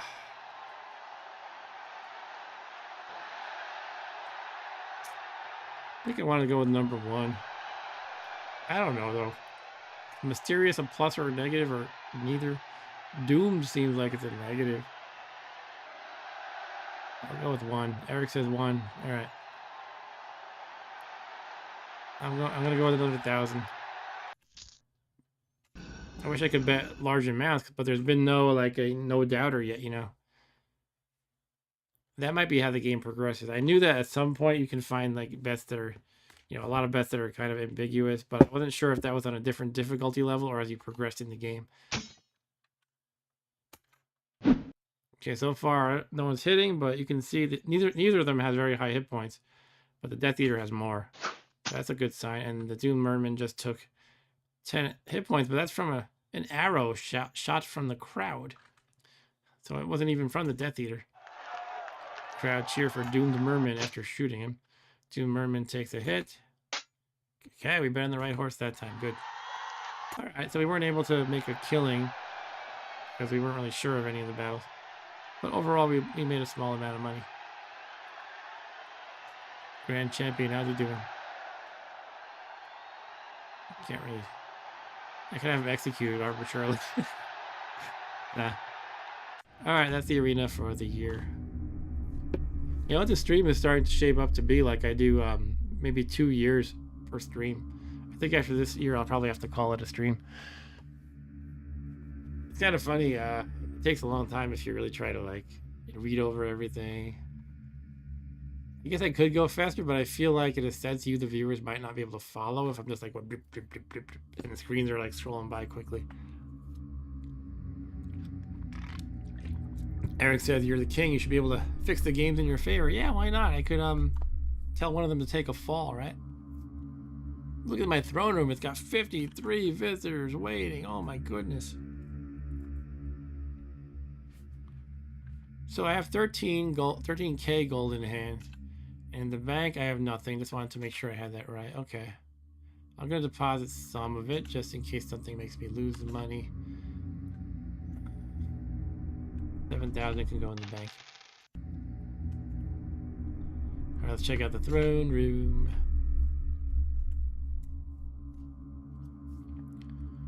You are visited by an old famed knight. My king, I seek a quest worthy of me. Sure, go for it. +1 questing knight. You are visited by a man who identifies himself as a member of the Camp of Love, a hub of kindness located far in the west at Songwood. He smiles, nods, and greets you before offering some counsel. Those of us who would give the least love likely need the most. To the dungeon! Sure, thank you. He nods and says, it was a pleasure, wishing you good fortune before parting. Of course, Arturo wants me to put him in the dungeon for attempting to give me wisdom, as lame as it was. You were visited by a knight who claims he is passing through and wanted to greet and pay his respects to you. Ask him of his adventures. I challenged and defeated a bandit warlord and disbanded his small gang. Join my ranks. The knight politely declines your service, claiming to you that he's a disgraced knight and cannot serve again. What? Okay, I'll thank him then. Farewell, Lord. Arturo said put him in the dungeon. Dungeons. You're visited by a wise man who says he has some advice to share at a cost of 17 gold. Let's see how fast Arturo types the number 2. Waiting. No, you're not typing. Okay. Because you know I'm ignoring the dungeons. Oh, there he goes too. I'm going to hear it. The orbs of chaos make the world slightly more chaotic when placed on top of iron. That's interesting because I was able to tell one of the adventure groups to go on a quest for orbs of chaos. So if I get those, I can put them on iron and make the world more chaotic. What does that even mean? Something to keep in mind, I guess. If I can even remember that. That's enough. That was very bad. Tell me something better or I'll gut you. It's a scam, says Archer. You're very harsh on everyone. You must send him to the dungeon. Alright. No, I'm not going to send him to the dungeons, but I will tell him. Can't just say I didn't like that without being that mean. I'm going to say, that was very bad. Tell me something better or I'll gut you. He claims to have no more advice to share and leaves. Okay. Regards bring forward a man who was accused of starting a cult and then killing all the members and stealing their gold. Alright, I'm going to ask him to explain himself, and if there's no good explanation, I will either execute him or send him to the dungeons, Arturo. Okay? Please, I didn't do it. This is a huge mistake. Alright, ask the arresting guard for a statement. Let's see what he says. The guard informs you, well, what does guilt really mean? He could be guilty. Okay, that can't be right. No, that's BS. Sorry, I'm going to release him. Arturo says no, release him. Yeah, I'm going to release him. I mean, come on. If the guard said he was an eyewitness or something, then sure. But there's nothing to go on here. The man leaves your throne room. I should execute the guard. Or throw him in the dungeon. You are visited by an old man who asks if you could spare a few coins as he and his 15 kids are starving. Everybody's starving or needs help. I know this is gonna, if I put nothing, it's gonna decrease my public opinion. That's just how this tends to work. You know, I'm gonna get crazy. I'm gonna hit 2, and you're gonna see it's gonna give me good public opinion. You might think I'm a pushover, but I can almost guarantee you it's gonna be like +3 public opinion, or at least +1. Probably just +1, honestly. But if you consider that I was paying 1,800 a turn to get +5 public opinion, now that I'm thinking of that math, maybe it doesn't work out. Arturo says 4. If you don't send him to the dungeons, he'll keep reproducing. Wow. Trying to think what the outcomes would do. Probably one. If I had to guess, based on my experience, 1 is probably neutral. Nothing happens. 2 is you probably gain some public opinion. I don't know the number. Maybe, probably just like 1 or 2, honestly. 3 is probably you'll lose -1 public opinion because you were being indifferent to this guy asking for help. 4 might be you lose even more than 1 public opinion. That tends to be how these things work. You just get an adjustment to public opinion. I I'm gonna try 400. If it's a 1, if it's a +1, I'm gonna consider that not good enough, and I picked the wrong thing. If it's +2 or more, it's probably I would consider that a good thing. Woohoo! All right, so a +1, I don't really consider that probably the best decision then. I should have just picked like 1. All right.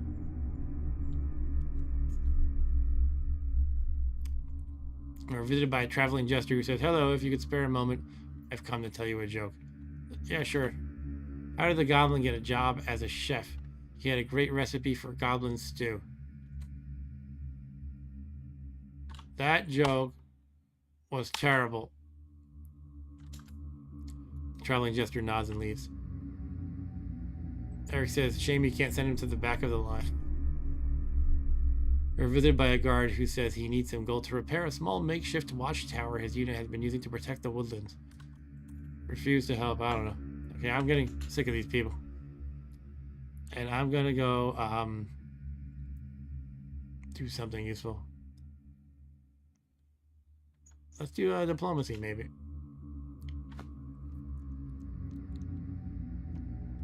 Independent territories again. I'm allied with those dudes. Let's see, who hated me or what? This guy has a 1 relationship. They're mermen, doomed mermen. Red Kingdom, we're at 0. The Ocean Grey Host people are evil. They're the ones who put up the Dark Tower or whatever with their other evil cronies. Yeah, I do have a steward, Eric. They automatically handle them. I kind of like doing some of them myself, but overall I just do some of them like each turn, and then I get tired of it. I'll let the steward do it. He'll probably do a better job than I will. All right, so these guys like me a lot for some reason, even though they're evil, and I can't actually engage in them with diplomacy because they're too unintelligent. I guess it says something if only the dumb people like me. This one has a relation to 2. These people have 33, yeah. Trade. Let's go to the standing director. Didn't they do something bad to the standing director? Did they join the League of Evil or whatever? League of Darkness? I think they might have. There's a thing, unique location. I wonder if that's going to tell me about the Tower of Doom or whatever. What is this? Look, they got all these unique locations. They have a gold mine, Orzar Fortress, Hyrek Gold Mine, Standing Directorate Slaver Post, Standing Directorate Tower of Darkness. Interesting. Yeah, it's a stupid Tower of Darkness that evil people made. Okay. Dedicated to eradicating good from the world. Yeah, I don't like these people. Who said I'm good? I just realized that. The slaver post is full of shackled slaves from all corners of the land.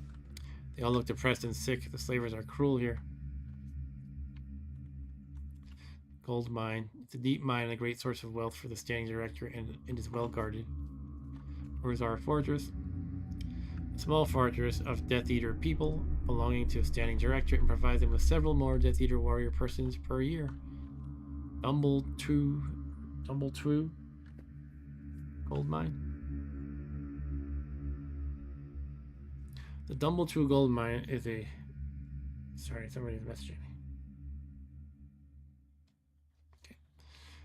Okay. It's deep mine and a source of great wealth for the standing director. Alright, friend. Getting tired of looking at that.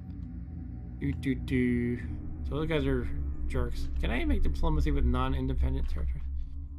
What about... let's check out Gorbel, the Goblin Slaver. He has 216 Goblin Slaves.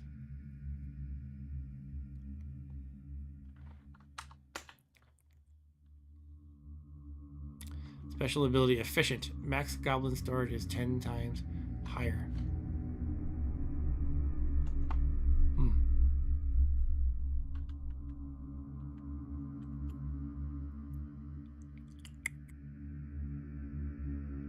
Let's do something with the adventure groups. They're wary of us, but not outright hostile. Jilzies. Wary of us, but not outright hostile. Who did I interact with last time? I sent them on a quest. Sent one of these groups on a quest. Someone who's indifferent to me.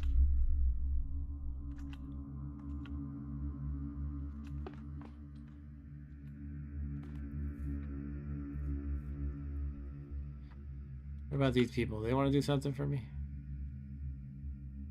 Let's try to summon them. The Savage Western Wyverns.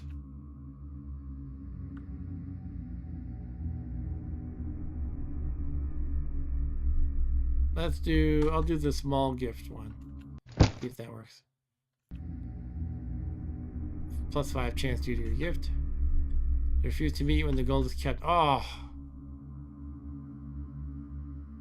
We usually just refund the gold. That sucks. You could just go kill them now.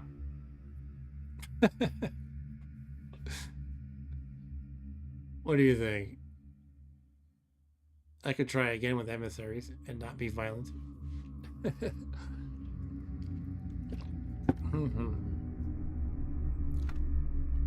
What is their history anyway? Led by Burgold Purple Foot. Their origin is unknown, but they are made up of 11 men and are dedicated to making as much gold as possible. In 112, they set up a stall selling fake bits and pieces at a local market, earning 49 gold. In 113, tried selling reinforced pickaxes but couldn't make any sales. In 114, they slew a large group of elder sloths. Okay. Well, I'm gonna actually go explore. That seems like it would be fun. Did I get a new place? Did I bother to explore? Oh yeah, it was the lava pit. I think that was a new place. What do I do with the lava pit except sacrifice a peasant? I don't get it. Fort. Let's see how Fort. Oh, what did I just do? Okay, I hit explore by accident, but that's not bad. I found a bloated satchel of 634 gold coins hidden under a pile of sticks. Alright, 634 gold, that's not bad for an explorer, but I meant to hit 2 actually and check out the Fort Calax, see how they're doing. There might not be enough, there might not be much to see really. They have 89 troops here still. You can always add more. Me.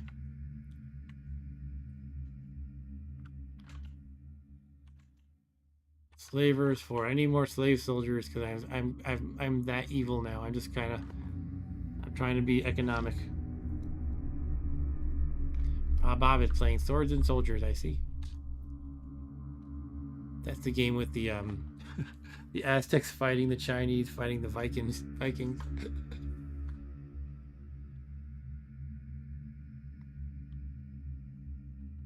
Alright, so let's get 200 slaves. Yay. They're 5 gold each. Yeah, that's such a bargain. How can I resist slaves?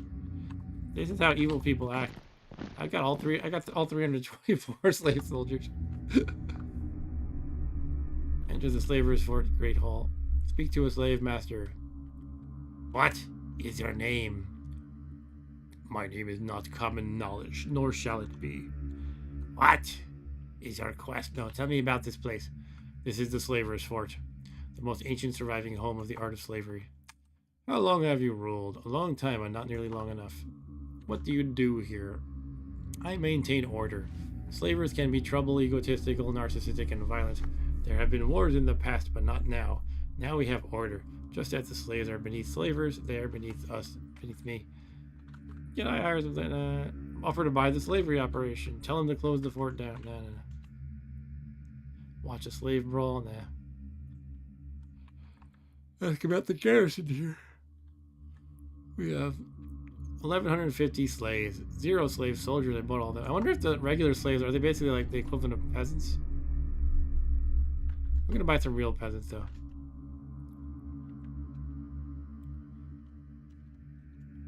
Why am I like reluctant to buy the slave peasants? I don't know. Alright. Yeah, they cost 13. Alright, I should probably get a bunch of them. How much can I can afford 350 of them. I can afford about 350. Sure, 200. Geez, they are expensive. Maybe that's the whole point of slaves, that they're just like cheaper versions of these things. No, I don't want to end the year. That's a mistake.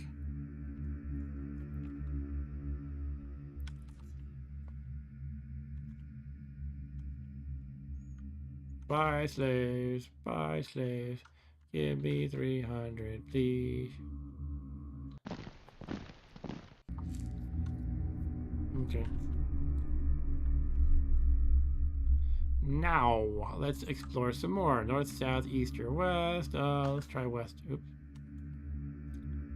Montfort Mine. How are they doing anyway?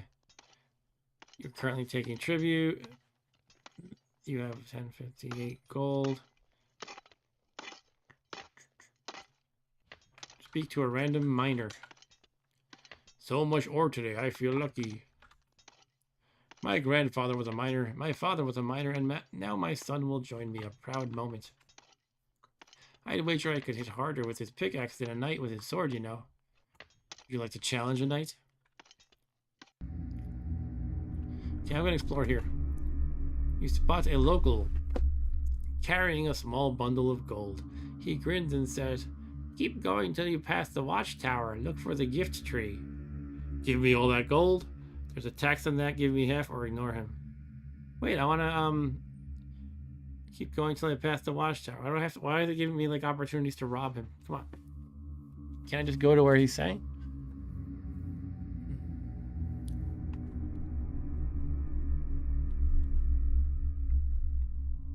I'll ignore him. Keep going till you pass the watchtower. Look for the gift tree. It doesn't mean anything to me. I just found a magic theater, though. You approach the magic theater, a strange place run by an eccentric mage. There are numerous performances you can watch for varying fees. Watch the magic fish performance for 10 gold. Arrowhead performance, 25 gold. The decaying demon performance, 150 gold. And I cannot afford to buy the magic theater. Speak to the eccentric mage. Look at him, he looks like that. I guess he's in a robe that casts a shadow over his face, and he has 2 bright blue eyes. As you approach, the eccentric mage hisses at you and says he doesn't like speaking to people. Okay. Okay, I'll watch a magic fish performance. I'm going to throw 10 gold down the hole, probably. Down the drain. The mage takes your gold and says, "Behold, no refund." Then flicks his withered blue hand. Okay. I think I want a refund.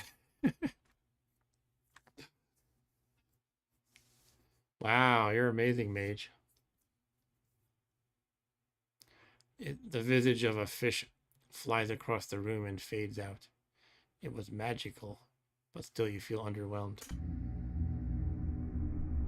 Alright, I'm going to try the next adventure one. Arrowhead performance. Good lord, am I really spending money on this? But the expensive one surely must do something useful, right? Right? The visage. You know what? Okay. Visage means a face. It doesn't mean like a. I don't know what word you wanted there. But the visage means a face. The face of an arrow? Or the face of a fish only? Okay. Well, I don't even have that much money. I don't know if I. Decaying demon. I left it. I can always come back to it and do the decaying demon. I think I have no money in the bank even, right? Yeah. Oh, I have 7,000 in the bank. Oh. Alright, I'll do the decaying demon and throw 150 gold in the toilet. Where was it? West? Magic theater. Fine. Decaying demon performance.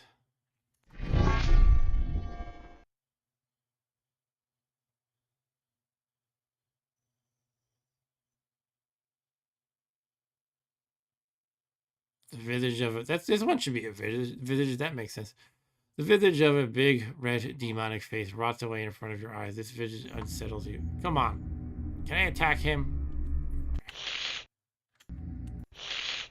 What a waste.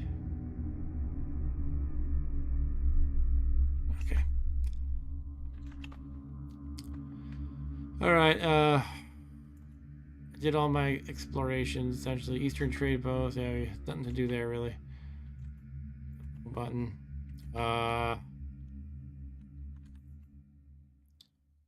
Fort Kulak, again, nothing to do there, really, right? Fort Rules, blah, blah, blah. Alright, I'm kind of getting really tired, but I think I want to finish the year at least. So I'll finish the year and then wrap it up.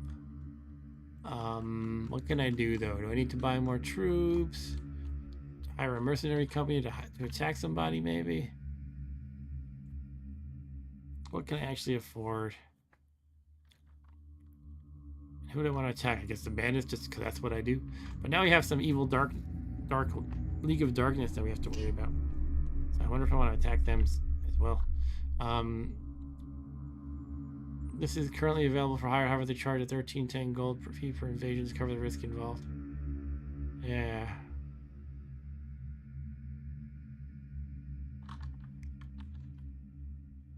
They're pretty strong though. 155 battle score. How many do they actually have though? How many units? 270. That could wreak some havoc. Hire for one attack, 1310. Yeah, let's do it. I'm gonna take out some more money from the bank.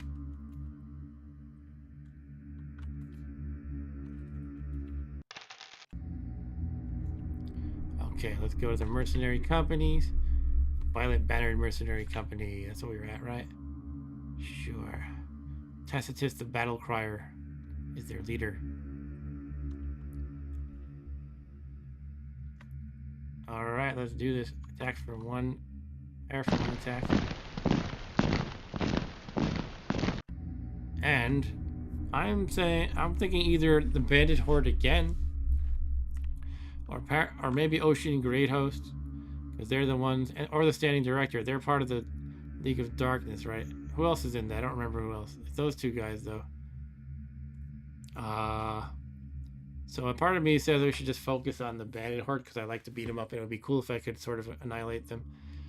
But maybe the League of Darkness should not be ignored. So I don't know.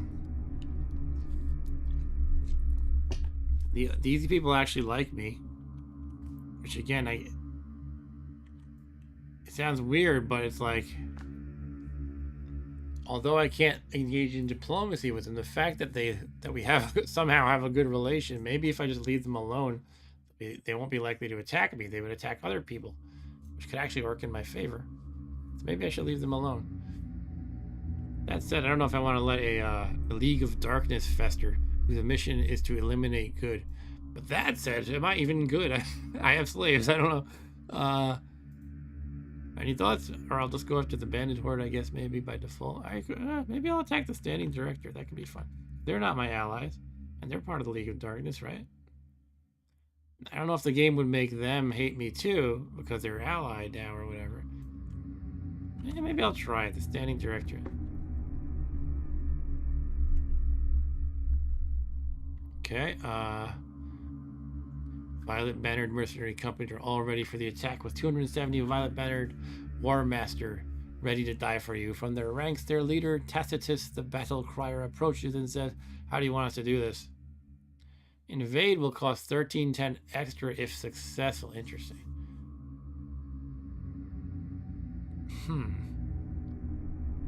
They're quite expensive, but they're probably going to kick their butts.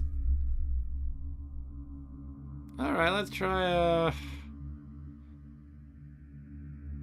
number 2, a raid. Try to get some gold. My lord, do you wish to watch the battle take place or just hear about it? Yeah, same thing. A crescent moon adorns the battlefield. Do you wish to launch the attack? By the way, the crescent moon is this one little parenthesis right here. It's kind of funny. Or wait a while in hopes of favorable weather. Let's just go. Alright, plus 25% raid defense. Battle strength. For the Standing Directorate. Charge! I don't know why I'm getting like an echo. I don't know if you guys are hearing the echo too, but everything seems to be like repeat. All the sounds are playing twice. Like charge, charge. Beneath the half moon, your merc army march out. Laughing to meet the enemy, one of your mercs shouts charge and the two armies collapse. Alright. No echo on your end, okay. Okay, it looks like it's not going great. And somebody farted. In the midst of the battle, someone farts. The smell quickly engulfs a small portion of the battlefield and ceases the fighting for a moment while the men wait for the stench to disperse. Jeez. That's not going great. Oh, look at that one, though. Wow. That was a good round. I could get a couple more of those. That's pretty good, yeah. Also pretty good. Oh, bad. Alright, this might be the end of it. Oh, there we go. It was the end of it, and we won. Yeah. Or the mercenaries won. Okay. Well, as far as financially, that was a loss for me because I got $875 from the raid and had to pay the mercenaries their cut of half of that, $437. But look at this. Yeah, it actually did. It did affect the relationship with the Ocean Great Host. So I have -3 with them for attacking an evil league member. And obviously the standing director doesn't like me. So financially it was a loss, but I got to beat up some of them. So you could say that it was a win in that way. From that point of view, I killed some of their men, essentially. The troops managed to salvage 2 chests of loot. The mercs keep 1 chest for themselves. Okay, so I got another 125 gold, not much. There's a malachite skull inside it said. Alright. Oh, look at that. The Death Eaters eat the dead and get stronger. Oh shit, I didn't know that would happen. The battle is over and the souls of the dead are absorbed by the ones who eat death. Death Eater persons have gained 8 battle score, now 61. We gotta go for eliminating them, not just little raids and skirmishes. We want to stomp them out, maybe. But even then, it's like you get 1 land at a time, right? Death Eater warrior persons gain 8. Guardian persons gain 8. Huh. As it is the battle crier. The leader of the Violet Bannered Mercenary Company approaches and says, "Contract complete," before bowing and leaving. Okay.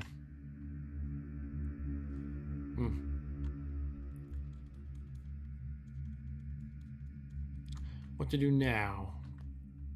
Immense Lords. So number 5 was the one that I let lose and get exterminated, essentially. But there's a new one in their place called Immense Lords.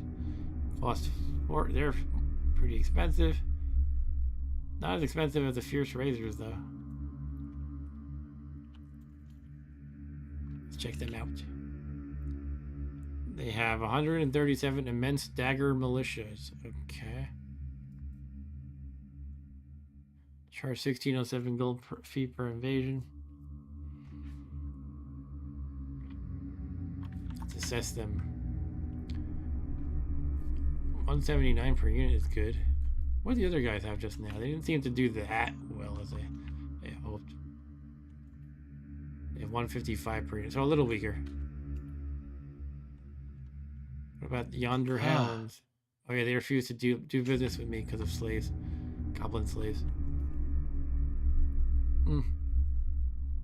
I think I misread this message the first time. Actually, it was on the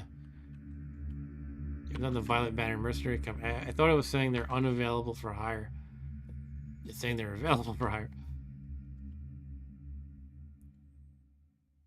All right. Yeah, I thought I was gonna finish the year, but I'm really losing steam here. I guess I'm gonna call it a stream. And hopefully, it's not too jarring to resume from the middle of the year here. I think I am kind of wrapping it up though. Maybe I'll poke around Kingdom upgrades, but I spent a lot of money, so I don't know if I can do much of that. And then I'll do an attack, I guess, with my own units. But that's all for tonight. So thanks again for hanging out. The usual crew, kind of. I guess Rob's not here too often, but thanks for joining Rob, and thanks for joining Eric and Arturo. And Rob Bob left to play Swords and Soldiers, so I don't have to thank him. And thanks for anyone else who might be watching now live or after the fact, the archived video.